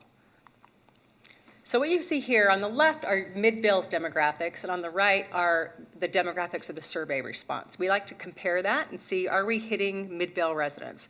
So Midvale has a population of 35,000. We reached 563 Midvale residents. Why do we have the 460? So we reached 460 Midvale residents. Okay. And then 560, that should actually be 2. Would you just repeat this into the microphone? Either come up or Oh, just yes. repeat what Hillary Yeah. says. So there were 563 respondents. 460 of those actually live in Midvale. Other folks are probably likely people who worked in Midvale or had other connections to Midvale. So 460 residents. In terms of demographics, you'll see the Midvale's demographics on the left, the survey response on the right. You'll see our respondents were not as heavily represented in the Hispanic Latino population, and a little bit behind on the Asian population as well. The biggest difference is that your owner-occupied residents that live in their own homes are 46%. Of our respondents, 80% of them own homes in Midvale, it's interesting because usually when you have more homeowners, you see less support for a bond because they're the ones paying the taxes and feeling it the most. So keep that in mind because I think that's pretty interesting. Median household, people per household is 2.4 in Midvale. The survey was 3, and the income was right there in your average household income. So we started with some kind of general questions. We wanted to get a sense for what do people like for recreation in Midvale? What are they using? Have you visited a recreation center in the past 12 months? 3/4 have. And then which centers have you visited? And we didn't give you percentages here. These are actual numbers of respondents. So you'll see that out of that, 563, 82% have been to the Copperview Rec Center. Many more have been to Cottonwood Heights, the Murray, and Dimpledale. We asked if they'd had a membership to Copperview, and 83% have never had a membership, and we asked why, and I'll show you that. 13% were previous members, and only 4% are current members. So then we wanted to know why. Why aren't you a member of Copperview? And these are all the possible answers. We highlighted the areas where both previous members and folks who have never been members responded highly. So the number one answer was they don't have amenities. Copperview does not have amenities I'm interested in. And the next was kind of the quality of the facilities. That they thought it was either outdated or didn't have the programming and amenities they were interested in. Availability of classes and programs was also one of the reasons it looks like the previous members left. And then you'll see some other things like safety and security. That was too far away, not convenient. Those are probably the next ones. Okay, so then we had a section where we actually gave an overview of the bond and how it would work. Raising money to make us more competitive for ZAP funding. And after giving the description, we asked a series of questions. So first was, how do you feel about the city's plan to pursue a new rec center? And you'll see that 65% are, the possibilities were very happy, happy, neutral, unhappy, or very unhappy. And what we usually do when we look at these is we really like to compare the people on the outsides, because a lot of times people end up in the middle. So we like to have at least a 3-to-1 ratio of folks that are very happy to very unhappy. Well, you've got 65% that are very happy compared to 6% who are very unhappy. So those are really good numbers. We then asked what people thought about the proposed Union Park location. You've still got 39% plus 24% that are happy about that location. And then the unhappy gets a little higher, you're 14% combined. And then we asked about the funding solution. We gave a description of how the bond would work. 41% feel very strongly about it as a positive thing, and you've got 7% that are opposed. Any questions about that? Let me give a little more detail. Here was some of the community feedback. There were some open-ended questions. The number one referenced amenity that seemed most valued was the community pool. People love the idea of a community pool. Most people appreciate the location in Central Park, though there are the people who don't approve of the bond would probably prefer, I think a lot of times that location was a problem. They'd like to see something on the west side of town. A lot of people reference the proximity to the high school as being very positive. And of that, what was that percentage that didn't vote or didn't like it? Of that 7% that don't like the plan to pursue, they primarily oppose it because of the increase in taxes. The second reason they oppose it is because of the reduction in park space at Union Park. They see that as shrinking open space. Did you add anything there, Hillary? So I would say even though there were a small portion that disliked or were opposed, the people who were very happy or happy, they said, nobody likes raising taxes. That's kind of like, or having increased taxes. That's kind of like, nobody likes to pay more for things. But a lot of the people who were like, I'm in favor of this, understood that They don't like paying taxes, but they understood the need for a rec center and were willing to pay that extra tax to afford the community a more improved recreation center. So I thought that was interesting. Nobody was like, yes, raise my taxes, but they understood that a couple extra bucks might go to help give them a better rec center in the community. All right, and the next thing we did was a focus group here at City Hall, and we did it on July 5th. We had 20 participants that were, they were invited to participate, but they were really a great diverse group of residents. We had longtime residents, we had newer residents, we had younger folks, older folks, people with families, so it was actually a great group. And here were kind of the results. They were very supportive of the bond. As we talked about it more, they became more supportive. And what was really interesting is we only talked about a bond to fund the rec center for the first, maybe third of the conversation. And then we added the element of, now what if we increased this ballot proposition to also bond for trails? And it was really interesting how the support increased. It strengthened the support. I think it was that idea of that feeling of getting a little more for everybody. And we've seen similar things like that in Park City and other markets where, when they realize there's more benefits, more amenities for the entire community, support does go up. It does make it a little more complex to communicate, and we'll talk about that. And the focus group participants understood that. They realized that they were benefiting by a really great, robust conversation. And so we should remember that if we're moving forward, that we need to keep those conversations happening so they have an opportunity to ask questions and to understand this. The greatest detractors, the people that were still a bit on the fence, the east side location, they really felt like could there be something more central? People also talked about, could we have several smaller rec centers rather than one large one? And then the other idea was, the county, they understand the economic benefit of being county-owned and operated, but they want it to feel like Midvale.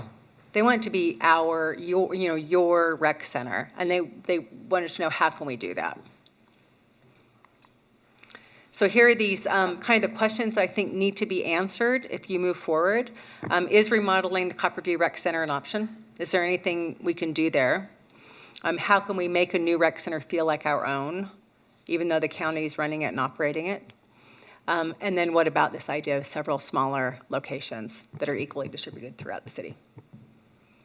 But I think once we answer those questions, people still seem to come to the conclusion that the positives outweigh the negatives, and a new rec center at Union Park is a great thing. So next steps, we need to, if we move forward, we need to update the Engage Midvale page, add information to the website. We would move into the education phase, and as you all know, the city can't pay to advocate for this project. You as council members can advocate, but the city will be focused on education. So yard signs to let people know to go to Engage Midvale to learn more about it. People in the focus group like the idea of some sort of mailer or flyers to homes. Lots of social media. They love the idea of videos for social media. They said if our council members could do social media videos that explain how this works, it's always easiest to understand when someone's explaining it to you. And then in-person education. If we could have some neighborhood conversations in each council district, I think that'd be really helpful.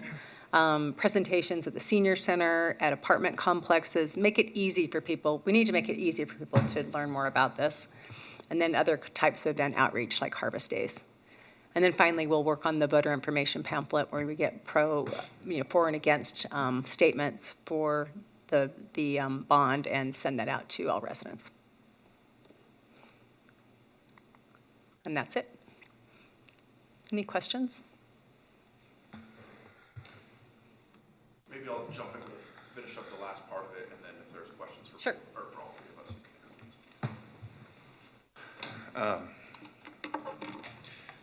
I know mine are a lot less fun pictures and all that kind of stuff, so I'm sorry about that. So some of this has already been covered, but just as been discussed, Copperview is over 40 years old. It's towards the end of its useful life, and the repair and maintenance of that facility would be very costly.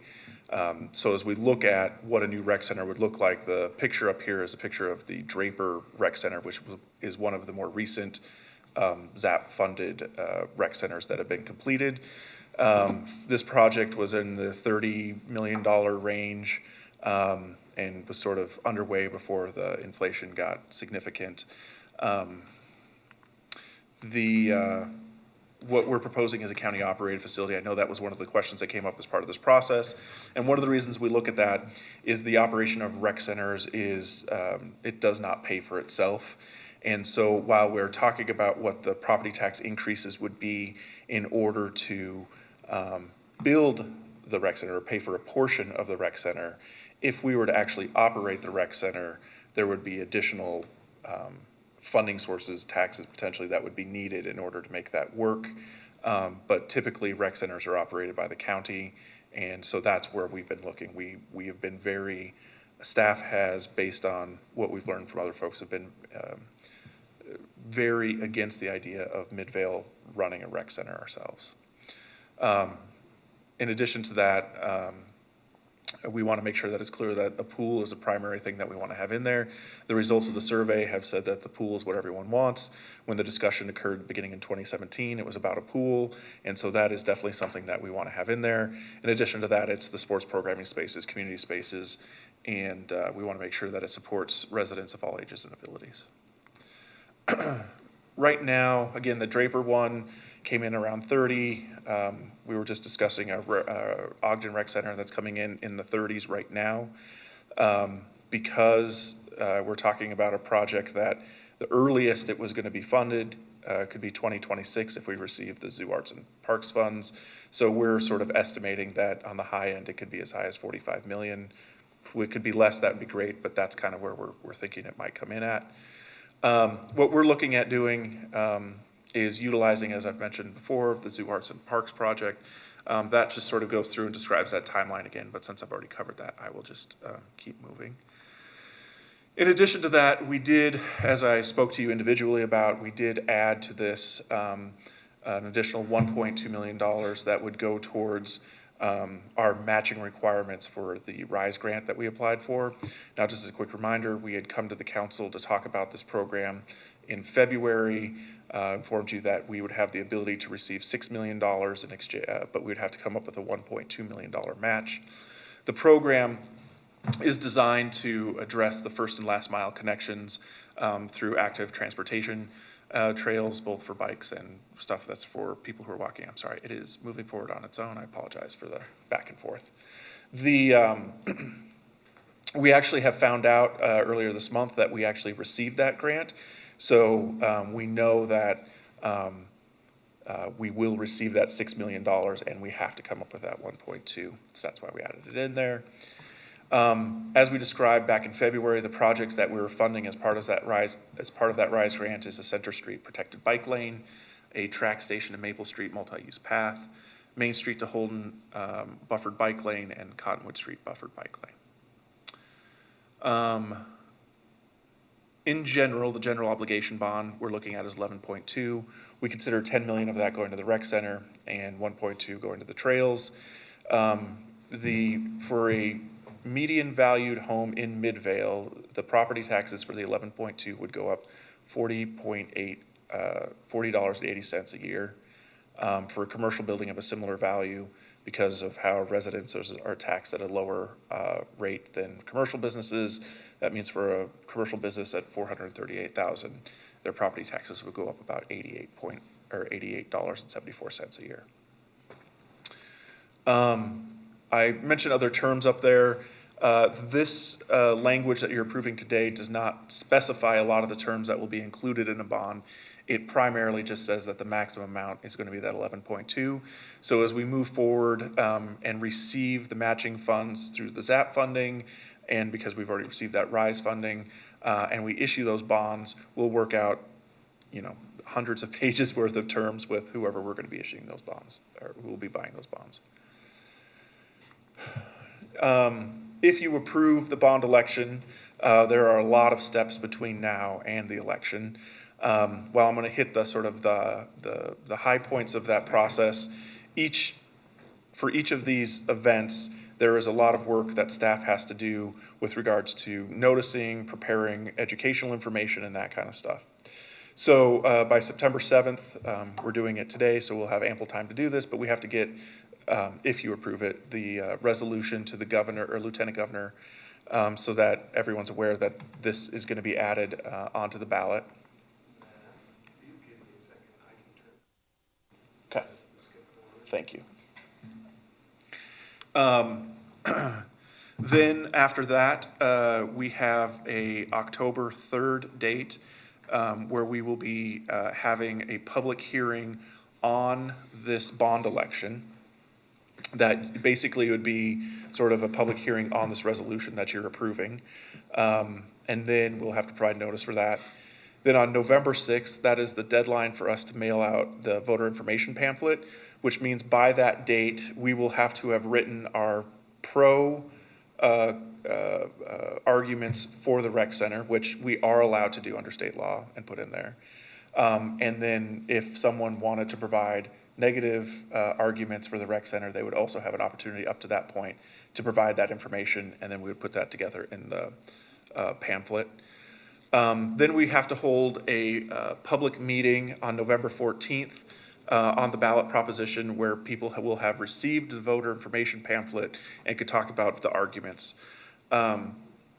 November 14th is, as we discussed earlier, already set up to be a city council meeting, but what we have to do is hold the public meeting, close that meeting, and then reopen the city council as a city council meeting in order to create that separation.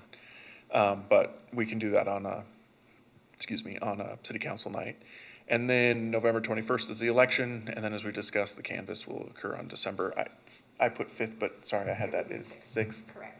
Okay. So that'll be the next step there. Hey, Matt? Yeah. So go back. So that we hold the public meeting on the ballot proposition November 14th. Yep. Right? I mean, people doing mail-in ballots, most of them have already voted by then. Right. So part of this the scheduling here has to do with the timelines that are set out in legislation about when these meetings need to be held. And so the window, I mean, we could theoretically move that date earlier, but not by a whole lot because of when we have to send out the other information. And so we were trying to layer it so that it was happening on the same night as city council meetings. But it was also a situation where we either had to tighten the window between the public hearing and how did that go? I'm sorry, we had a long discussion on this. I'm trying to remember how it worked, but it was. Like a week difference. Yeah. Most of the ballots will be back, the mail-in. That, it was about a week is what we could buy us on sort of either side of that. But part of it was also, like, we could come within, I believe, 3 days of the election with the proposition. And so we kind of worked our way back from that until it kind of worked out. It is something that we could adjust, and I think we would have, because it's in the resolution, we'd have to make that amendment. I mean, I'm fine to leave it as long as we all know that's the reality of it. But solid point. I understand what you're saying on all of that. When do the ballots go out? October 31st, I think. I think it's sent out. I have to do that with it. Post that. I mean, the other thing is that the voter information will go out on that November.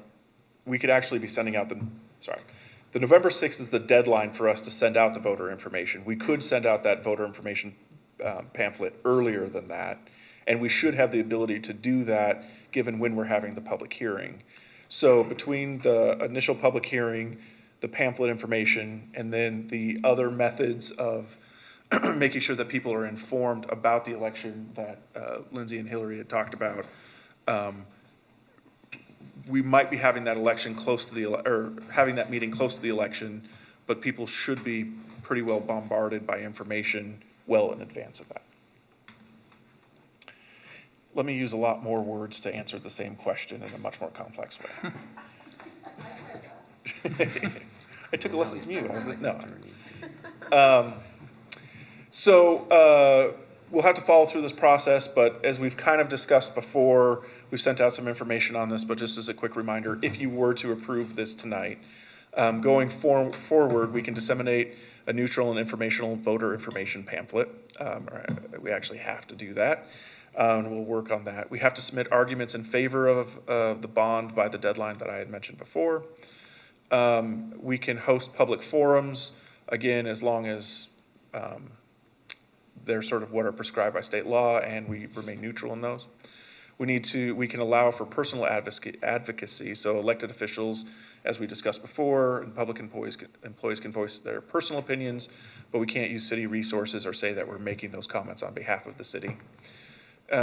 We can engage with third-party advocacy groups, although the city cannot fund or coordinate with them. Independent PACs or other third-party groups can advocate for or against the measure. And then we have to remain transparent on this and be honest about the city's position on the bond, but remember that we can't endorse it. As far as don'ts go, we can't use public funds for advocacy except for the ways that are lined out, like with the pamphlet. We can't make partisan communications, any communication paid for by city resources, must not endorse a vote or in favor or against the bond. We can't imply a city endorsement, and we should not ignore lobbying laws. So this is between both of our presentations. That's a little bit of our history on how we got here, what the public has been saying about this bond, what we're looking for in both the trails and the rec center, what the process is going to be, what we can and can't do. And with that, the question that we're looking for you to respond to tonight is, do you want to adopt the resolution, table it for if there's a reason that you felt that was necessary, or deny the resolution? And here is the motion that we would recommend for tonight. We would be happy to answer any questions that you might have about this. Matt, can you help me out with the timeline? It seems like everything that you mentioned here tonight is a very compact timeline that gives us very little, city staff included, very little time to actually complete these tasks in a way that might, it might be uncomfortable for a lot of people based on that timeline. So what's the reason for wanting to do it during a municipal election where we have, according to the numbers I looked up, the last time we had a municipal election, there were 4,500 voters. When we had a presidential election last, there were 14,000 voters. So it doesn't seem to me that there's a need to do this year. We could do it next year, put it on the ballot when there's going to be, 85 to 90% turnout versus 15 to 20% turnout.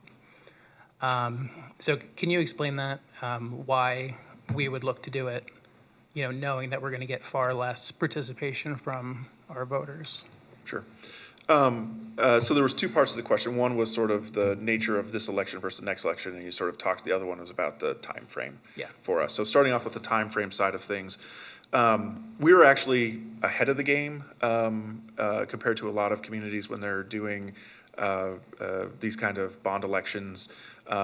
We could continue to work on this into August, but if we get it out of the approved tonight, we actually have you could look at it as an additional month to work on some of those additional materials that we need to do. So while there is a lot of things that we have to do, as we described when Councilmember Sperry had asked his question about when we're going to hold those different events, the way the law is written, basically once you get to September, it's always going to be condensed. So even if we were at this point, say next January, we're still going to have a pretty condensed time frame.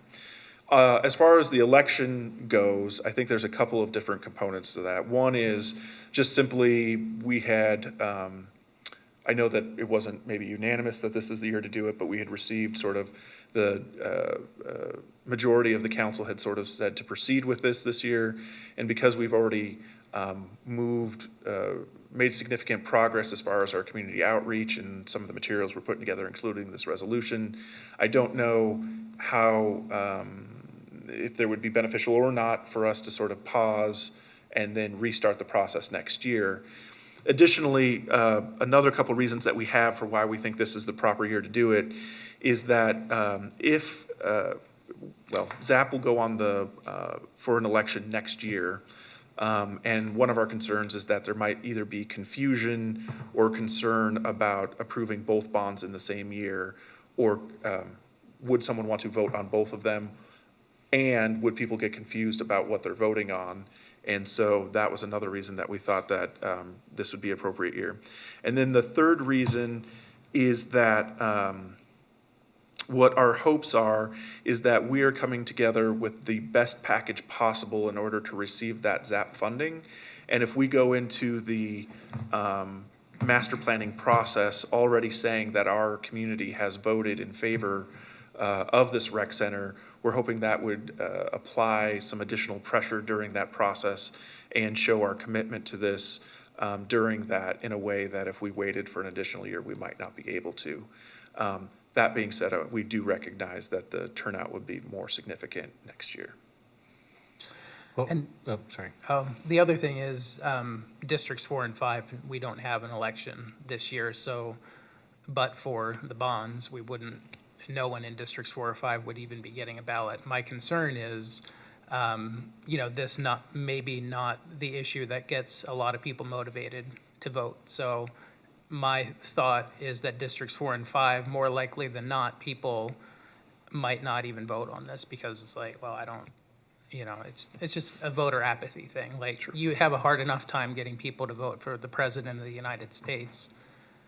You have an exponentially more difficult time to get someone to vote on a bond issuance in a municipal government. So I would assume that a high number of those ballots that go out to districts 4 and 5, which have legalese about a bond on it, are going to go into a recycling bin. Hopefully, people are recycling their paper. So I do have that major concern. I don't see the rush to do it this year, and in fact, I think if we wait next year or beyond, we will have answers to some of the questions that were laid out in the previous slideshow that says, these are lingering questions that we have from the folks who participated in the focus group, like what can or can't we do with Copperview? One last thing I'll say is that, again, even if we approve these bonds, that is not binding whatsoever on the county council, who could vote to put the next one in Bluffdale. And so I don't, it concerns me to put this on a ballot in front of a very limited number of Midvale voters who are going to make a decision likely in favor of. That tends to be how these go. And then we risk not being able to do anything with that positive vote on the bond anyway, other than to have, a theoretical amount of money that we can do something with. I hear you, and I want to make sure that even though I sort of listed those reasons why we move forward, those are also considerations that we had discussed, and so I understand where you're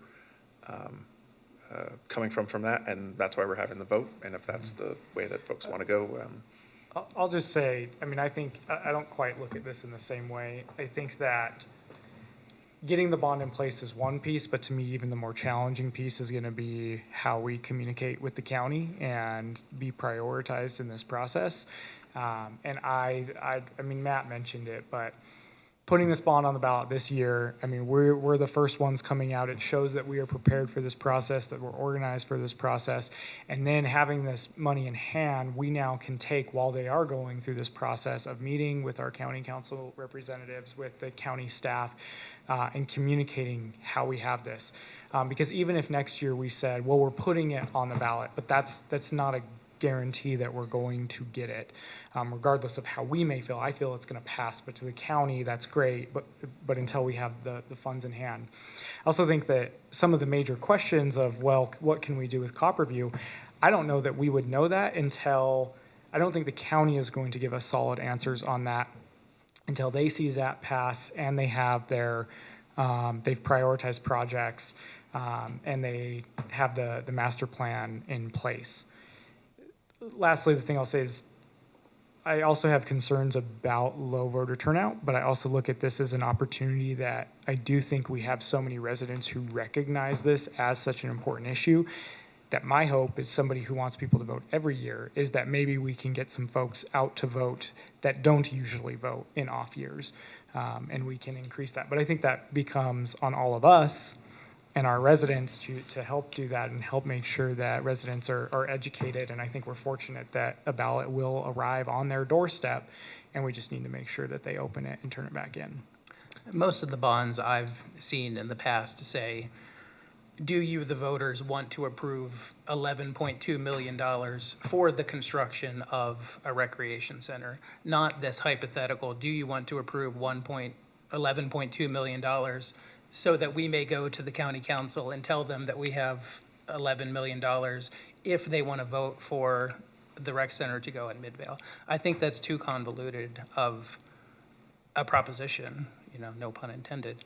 I don't like that. I don't think that that's the typical parameters of a ballot initiative, is hypothetical money for a hypothetical situation that may not even work out in the end. Right, and that would be the same thing next year as well. True, yes, but we will have more time, for one, and we'll have more voters weighing in on that, is my point. I will say my concern is, I think we should tone down this gets us ahead sort of discussion point, because, the vote is the vote for the county, right?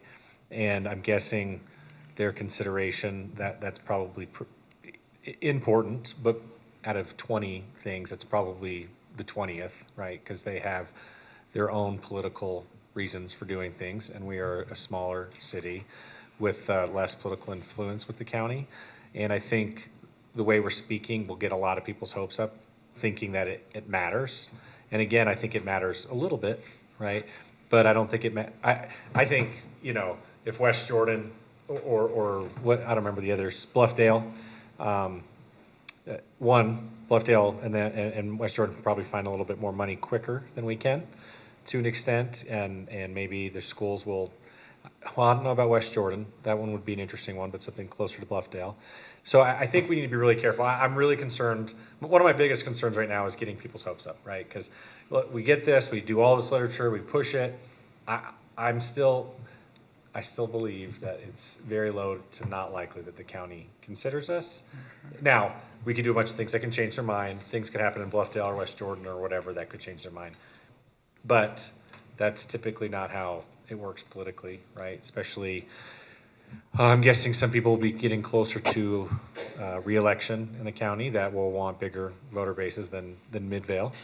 So, and I know that sounds awful, but I'm just trying to say the reality that we need to be very careful, because these are all really positive things. I think we should be positive if we go forward, but we can't say that, like, we can, but we need to be really careful that the more we say, like, this gets us ahead, this does this, that could be a reason, but even if we're the first one out, it's sort of the tortoise and the hare thing, right? Like, I don't know if Bluffdale or West Jordan care. They probably already feel like they already have a good shot, and they'll get to it when they get to it, right? Where we're like, hey, let's get this out now. Maybe that helps. I don't know if it does.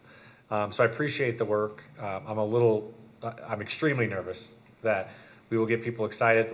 Let's say we do this year, it passes, and it's just dead. It's so dead in the water that it doesn't even seem likely that in 10 years we would get it, right? Like, we're just not even considered, right? Like, how do we then package that, right? Like, there are other things we might be able to do with it, like the trails and the bike lanes, things that I would like us to do with that money. Like, I would be like, let's do the bonds for those for sure now, because we know we can do those things. And then the other concern I have, and this is a new insight, is that meeting we went to, that impromptu block party over by Copperview. There is a genuine concern, and I never thought of this, and this is what likely will happen if we get a rec center. That one will close, right? There is that entire district. My entire district has nothing but houses and schools, right? There's nothing to walk to for kids to be entertained. There's nothing. There's a 7-Eleven. There's a library. There's a couple vape shops, and a used car dealership.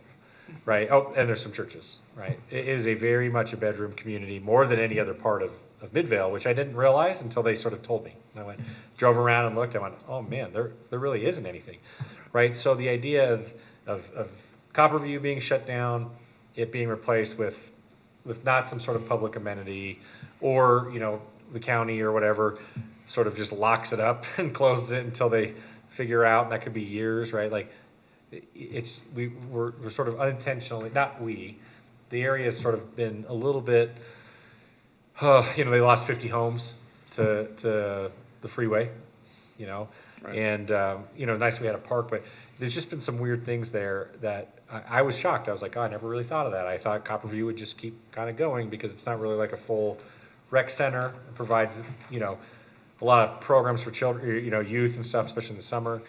But they made a good point that, like, it's likely it's going to close, you know, and the library is likely going to move, right, out of that area. So, you know, we don't want to kill an area, you know, intentionally. So those are my thoughts and my worries. But my big one is, you know, even, you know, that second point aside, that first point's big. Like Dustin said, a lot of times they put the bond where it's a little more definitive, not always, because of that, right? 11.2 million is like what percentage of our budget, right? Like a huge percentage of our budget, right? Significant, yeah. Yeah. So it's a big number, and then if we're like, oh, you know, the county didn't even grant us an audience to really, you know, other than, you know, performative, like, what does that do for the city? You know, like, does that make us look ineffective, even though we're not? Like, we've put in time with a lot of different individuals. We'll put in time to educate, but if we just lose right out the gate, it's a 10-year minimum, and that's a couple cycles worth of elected officials. And I don't know. I have a lot of worries after that meeting we had, and you know, I don't know how we package it while being positive without getting people's hopes up. You know, and I think that the primary thing that we're looking at is, again, sort of based on the previous public comment that we've received, and then the direction from the council is our recommendation is just what do we think puts us in the best position in order to convince the county that we should receive that funding. And that's what we're proposing is what we think that is. I hear your concerns about, you know, what percentage chance that gives us, but we do feel strongly that this is the thing that's going to give us the best package for that. I totally agree, but I think people need to realize the best package for us to have some sort of attractiveness, and what, you know, for us, this is the best we can do. Could be like not even a blip. I don't know if that's the right word I'm looking for, but like not good enough, right? And it's not because we didn't put the work or have something better, like here's a lot of money. It's more like they have other plans, you know, regardless of what we do. Well, and I think the other thing too on this is that if you vote on the election tonight, and we move forward and it is approved, then the other part of this is that is just the mayor, and we'll engage with yourselves, and staff will have, you know, the next 2 years to really kind of press on that. Again, only trying to say, can we improve our advantage in this discussion? Yeah, understood. The question is, if we don't do this, what's going to happen? We're not going to get one ever, at least for 20 years. I think it's the same because they can't use this for 10 years. We couldn't hold this for 10 years, right? I asked, yeah. So, you know. Bottom line is, though, if we're going to be proactive, we've got to do something. And in my mind, at least this gives us a fighting chance. And it's going to be a fight. In the 5 years that we've been having this conversation, that came down to a 2-2 vote that was tied and broken by the then mayor at the time, to put a recreation center on the east side of Midvale. In those 5 years ensuing, I know that we've had meetings with county council and the county mayor and the deputy mayor. Has there ever been any indication whatsoever that Midvale is in any position to get a recreation center with or without $10 or $11 million approved by the voters?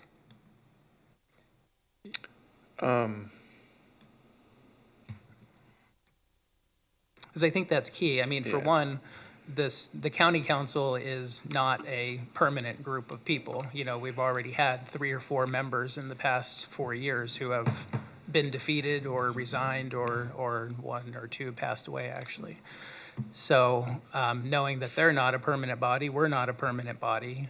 If we pass this, then do we have to go back to a county council every year and say, hey, there's some new members here, this is what we did in 2023? Yes. Just to let you know. Yeah, and my at the beginning was it's a complex question that you have there. Part of it has to do with the initial conversation that we had with county leadership back in 2018. There was no discussion at that time of a need for there to be any kind of matching funds for this program. Subsequent to that, conversations that we've had with both people in the administration and otherwise is sort of around this idea of what have been attractive packages that have helped people get resources in the past. And while there was definitely discussion about how there were people who applied in the last round of this that basically came and said, we want a rec center, but didn't really bring much with it, and they were unsuccessful. There are examples, even outside of the ZAP process, where if a community was willing to bring a significant amount of money, the county was able to provide additional funding in order to make different recreation centers happen, or mixed facilities or some other stuff. Now, those are not projects where the county has given anyone $25 million, but it is saying, if someone renovates I'm trying to remember where it was, Kearns or something, but there was a facility that was like renovated by that city, but the county agreed to operate it. And so we've heard a lot of discussions about what can the community bring to the table that wants a rec center, and that increases the success or likelihood that the county would be able to provide some funds. And so based on those discussions and some other ones, we had felt and had been told at one point that if we were to come with the land, which is county land, but they still consider us coming with the land by using Union Park, and if we come with the resources, some amount of that would increase the likelihood that we would have a successful application. Now, it's a political process. There's multi-steps to this. I mean, we are not, as Brian said, we're not telling you that this is 100% that we're going to get the ZAP funding out of this, but based on what we have been hearing, this definitely increases our likelihood for success, and that's what we've been putting together a package to do, is have the highest likelihood of success. I want to quickly add that we're on the list and we're within the top of the list, but they expect ZAP to pay for maybe 2 recreation centers in this round. So it's not whether or not we're on the list. To me, it's, are we within the top 2? And that's where it becomes the political push with the county council to ensure that we are in the top 2. I've not heard anything contrary to that we're not. At some point will be prioritized, but it's the hope that we can do it at this time and not have to wait 15, 20 more years where there is a chance that they stop operating Copperview altogether in that amount of time and we lose a rec center altogether. So I also don't want to get people's hopes up necessarily. I don't want to overpromise, but I also think that this is our opportunity to show that we are doing everything we can to fight for our residents that request this time and time again. And whether it gets it or not, we're coming with the best package that we can. I'm going to fight like hell to make sure that we get this. And that makes more sense to me the way you're saying it now, right? I just want to be careful and cautious because I think we need to make sure the discussion always is, this is the best thing that we can come up with at this time with the resources that we have available to us. Right. But it is far from a done deal, right? Right. And so there's going to be a lot of work in the meantime. I don't want to just say, this is the best thing, we're on the list. It's like, well, yes, but I can just see it very much not coming our way and people going, you said this was, you have the land, and 11.2 is a lot more money than I remember Kane was here and say, I don't remember, Draper or something was like, they came up with $1.5 million or some comparison, a very small number. That seemed like a lot at the time, so it's like we're 10 times that, we're years in advance. We'll have the help from the school, right? And it still seems like a little bit of a long shot because not because we're not on the list, but because it is just one or two, right? It's not like four, right? If there was four, I'd feel like, you know, we probably don't even have to guard ourselves too much because we could, you know, make enough noise. But with one or two, that's hard, right? That's really, really hard. And, you know, and there also is political ramifications that go both ways. The elected officials could be really annoyed with us that we make them make a move, make them say no to us, right? Because, you know, our average salary, I'm sure our average salaries are probably lower than West Jordan and Bluffdale or whatever, you know, overall. So, we're a community in need. And, you know, we're going to make them say no, which I kind of like that move because it, you know, shows them where they stand, but they might not like it. And they might, you know, for lack of a better term, sort of, you know, retaliate, you know. I just want to say too, I mean, Midvale is pretty generous when it comes to hosting the family shelter, when it comes to hosting affordable housing units, permanent supportive housing. And I mean, that's going to be a key messaging piece in this, but I think that's also something that we need to do if they deny us of when I'm having these conversations with the state and the county is I'm happy, Midvale should continue to play our part on this, but we have to get back up in these other areas. And I think we have to put our money where our mouth is on that and be willing to put our foot down and say, we have done our part, you need to back us up. And if they don't back us up, then we don't have to play as nice as we have because we do a lot more than other communities in the valley. It's just sad that like I said, a lowered income city has to pay more than a higher income city. It's been this way for 20 years or more. That's more on the elected officials that I will not comment on. One final thing I'll say is that as far as the county council goes, the county council person, who represents most of Midvale on the county council has not been in favor of these projects that have benefited Midvale in the past, up to and including funding for arts on Main Street and library and funding for the library. So without a strong advocate on the county council who represents most of our residents, I just don't see it ever happening. So I think if it's going to pass here tonight, then we have to go to the next part, and that's to make sure that the wording on the ballot does not give any sort of false hope to people to say that if this passes on election night, then we are getting a recreation center. It needs to be very clear in its message that this does not guarantee a recreation center in Midvale. I want to just quickly say two things. I saw that council member earlier today in a meeting, and actually, she mentioned how Midvale was brought up recently and other rec centers were brought up, and how she was advocating for us, and I felt quite positive about that. We had a productive meeting a number of weeks ago, and I felt that what she said today, to me, came off as genuine in her looking out for us in these conversations at the county. So I was really happy to hear that.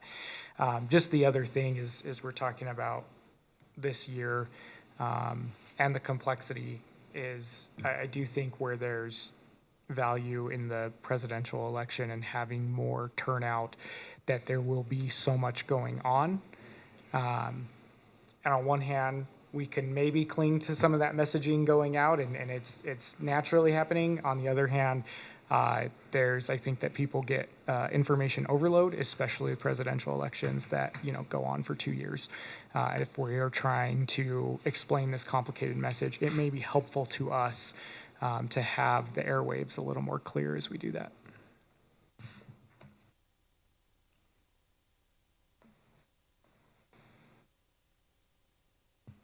Any other comments from the council? That, I entertain a motion.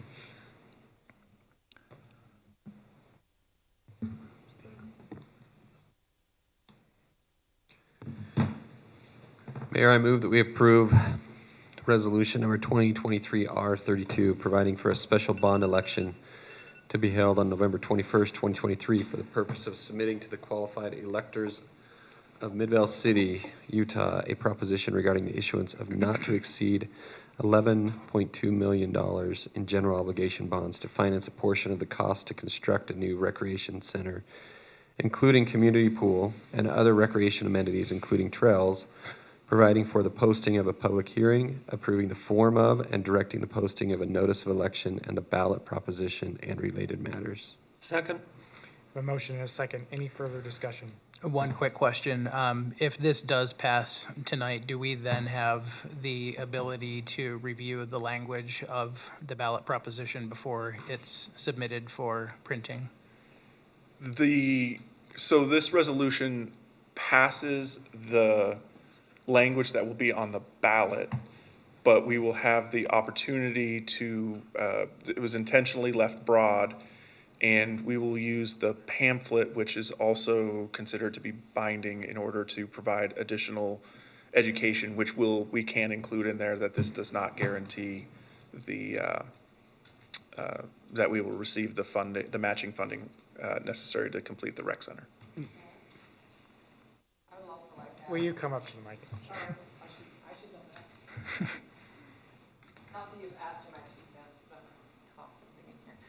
I think it's wise to include, the information that this doesn't guarantee that you'll, get the rec center.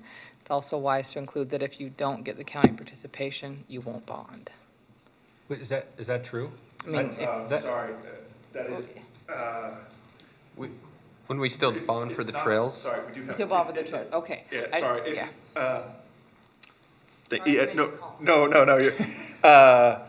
It's not going to be based on receiving. We believe that the number one source, and based on the past history for us to receive funding in order to build a rec center, is going to come from ZAP.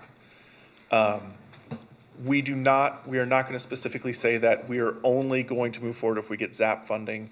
What we're going to say is that if we receive the necessary matching funding, although we will talk as ZAP as being the number one source.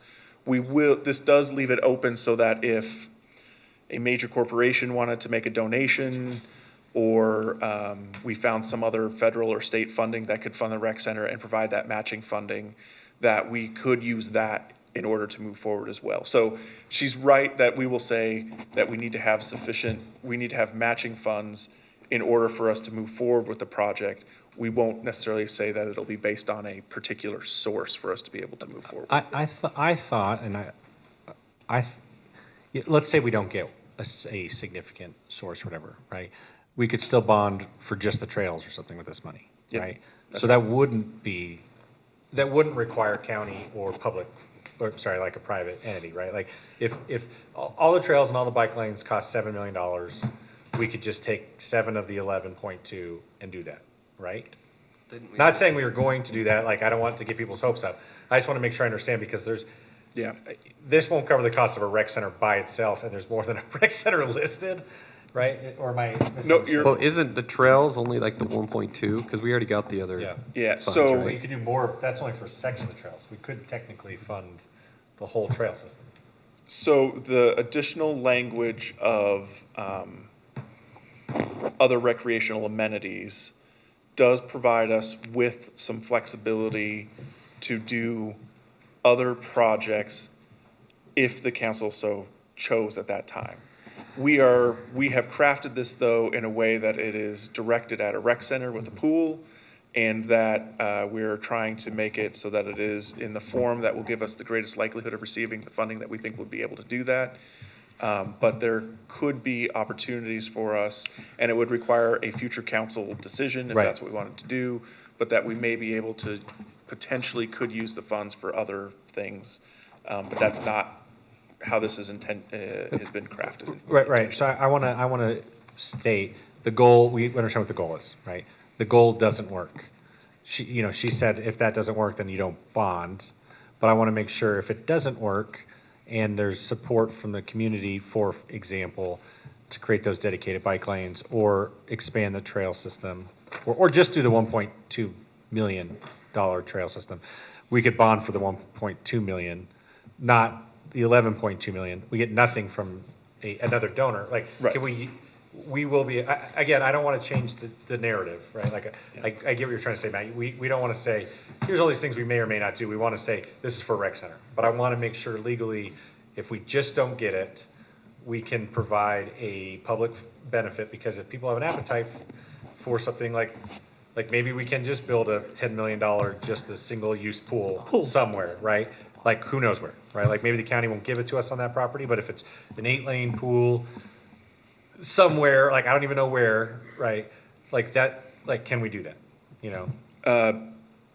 The flexibility of this language would allow us to do that. We will put more details in the pamphlet, which is a partner to the ballot question, that will provide additional information to make sure that it's clear that we can use this for other opportunities if needed. We have 10 years to spend the funds once approved, and we could do that in multiple bonds if we needed to, based on this language. Okay, that's good, because I think that also helps my little bit of an issue with being too positive, or what's the word? Getting someone's hopes up, right? Because I still think it's less than a 50% chance, but it's not like a 10% chance we get it. Maybe it's like 40 or something, which is not the worst thing, but it's also not a guarantee. So you get someone's hopes up, but if we're like, hey, this doesn't work, and then we come together with a plan, you know, we won't have to ask for more money. We'll just say, here's a new plan for, you know, a community something, right? I think that works better, because we're just asking for a lot for something that comparatively has a lot of, technically every single citizen could enjoy the benefit of this, where sometimes you bond for like just a road or something, right? Like, let's make sure we can do that, no matter what. That's my personal opinion. Maybe the other council members are like, hey, it's that rec center or nothing, and I don't want to bond, and you're right, we have to vote on it, but I want to make sure there's that flexibility in case we can do that. Well, I agree with you. That's, I mean, we'd love to have the full rec center and the pool, but if we can only get a pool out of it, if the county completely shuts us down, then we could still probably get a pool. If the county did do that, though, what year are we talking about when we would know that, okay, the county's not going to do this, so let's use this bonding money for a single use, whatever, swimming pool facility only? Right. We're talking like 2026 at this point, or later. Based on what we felt was like the direction of the council going into this, and we'll see coming out of this, is that we're really just focusing on getting the modern rec center. However, we will know in 2025 if that effort is successful. And will this, does the bonding in its language have an expiration date to say? We'll have 10 years Okay. to utilize the funds. We should just get a pool and put it on the school property, on the high school property, and then tell them to manage it. Problem solved. We'll just get the Guinness Book of World Records, like, biggest kiddie pool, and put it out there somewhere. For $10 million. Well, and Let's have a good filtration system. the clarity that you are seeking is an important thing, and I'm glad that those questions have been asked, but we want to make sure that the message that is getting sent to the county is one of, like, that our primary focus is that because we are a community that has done the work in advance, our community has put skin in the game by showing their interest in this, and that we are a community that supports lower and moderate individuals in this county, that we are deserving of this rec center, and that is going to be our primary focus going forward. However, flexibility exists. Thanks, Matt. I want to make it clear, I'm not trying to change that message. Yeah. Only say that to the county. I don't care. I just mean, can we legally, technically do it if it doesn't work, right? We can talk about that afterwards, but it needs to be correctly done at the beginning. I think we're mostly on the same page, and again, I guess for me, I want to be, if the county is going to tell us no, I want to be bloodied and bruised coming out of that before we shift to anything, even consider anything else. I mean, we'll know, though, within a year, right? Well, 2 years. 2 years. 2 years. Yeah. I have one final question, and this is no pressure, but this is going to sway my decision, yes or no on this. Did the people who participated in the focus group, not the online survey, because I know it's a little bit harder to get maybe the nuances on that survey, but the people who were here for the focus group, 20 of them, as I recall, did they understand that, all of these complexities that we've discussed now? I'm seeing some heads being shaken, yes. That's important. They did, but remember that we did have an hour and a half with them? Yeah, we had an Yeah. hour and a half. And we've And been that was the talking point, about and it. they understood that too. They understood that they were benefiting from that time Mm-hmm. to discuss it, but they did completely understand the complexities. But it took Mm-hmm. some conversation. So maybe coming in, they thought they were a part of a focus group that said, do you want to approve this amount of money to get a pool? And then, of course, yes, of course, we want that. I think all And they then knew it was coming like, in was we oh, were wait going a to talk minute. about a rec center. Mhm. I think they had very few details when they came in. Did any of them express concerns about, like, even if we do approve this, it's not a guarantee that we're going to get it? No, they didn't seem concerned about that. They seemed concerned that we needed time and good conversation opportunities with the rest of the public to explain it. Okay. Mayor, I think we can call the question now. All right, we have a call to question. Rory, you call roll. Sure. Councilmember Gettle. Yes. Sperry. Aye. Glover. Aye. Robinson. Aye. And Brown. Yes. Thank you. Okay, Very pensive, yes. that passes. I don't know if Matt feels like he's happy this portion is done, or if he's sad that he has so much more work to do. You know I like to be in front of an audience. It's- You were wondering when the motion was done? Yeah. I didn't know what I was Like voting yes on 15 for a minutes second. ago. I was like, yeah, I remember now. That thing. All right, item B, consider ordinance number 2023-011, adopting the Midvale City Job Classification Plan, Salary Plan, elected official salaries, and benefit package for fiscal year 2024. Before I move on to this, sorry, I just really want to quickly say thank you to Hillary and thank you to Lindsay for all your work that you've done at this point, and It's just Look- beginning. yes, look forward to it. And the bond lady, thank you too. I forgot her name. Yeah. Lauren knows. Thank you. Does she want to be known as that? Maybe not. She's not even, she's out. Done. I do not like to talk as much as Matt does. So, as far as part of the budget process, staff recommends the employee compensation plan, salary plan, elected official salaries, and benefits package for fiscal year 2024. The compensation committee, which is comprised of the city manager, assistant city manager, administrative services director, and myself, meet to go over the compensation study. We look at positions that are 4% or more below the market, who are then eligible for increases. As a retention incentive, we've had a program over the last several years to move those employees that have been with the city for 4 years, or in their position for 4 years, to the midpoint of the salary range. And we're seeing that is helping a little bit with retention. That's been a little bit of a problem over the few years. We're proposing a 5% increase, a COLA increase, cost of living increase, for both the employees and elected officials. And we are also looking at a 1% performance merit increase for the employees that would happen in December. The COLA would take place July 1st, if the council approves. We did have a 4% increase in our benefits. However, we decided to go with a different dental provider, which decreased. They give us a discount, so it kind of decreased that just a little bit. So 4% was really a good amount considering other entities and their increases. We did have a council member suggest that we approve this now, so employees don't have to wait until after the truth and taxation hearing. I know they're going to be very appreciative of that if it does pass. So are there any questions, and would you like me to go into any more details? It seems like we've done a lot better in the past, probably 2 years, as far as retaining employees. We Is that the have. case? We really have. I mean, I don't have very many that I have to put out, and there for a while I was. It was a constant getting new positions out and refilling them. We have 12 employees that we're moving to midpoint, which is really good. There were 7 positions that were out of market. And just needed to be adjusted, but I thought 12 employees was pretty good, good. 4 years. Awesome. Okay, any other questions? If this doesn't pass, since it's already passed in the budget, does that just mean it just takes place after truth and Correct. taxation? I think it'll. Still has to pass it. Well, it would be with the budget in the truth and taxation hearing. Right. I have a feeling it will pass. What we were doing was, had the suggestion to do it now instead of waiting until the truth and taxation hearing. It would still need to be adopted at the truth and taxation hearing.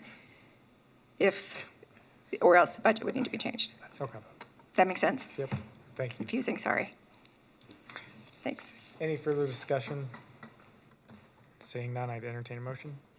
Mayor, I move that we approve ordinance number 2023-011, adopting the Midvale City Job Classification Plan, Salary Plan, elected officials' salaries, and benefits package for fiscal year 2024. Second. We have a motion and a second. Any further discussion? Rory, we call roll. Yes, Councilmember Sperry. Aye. Glover.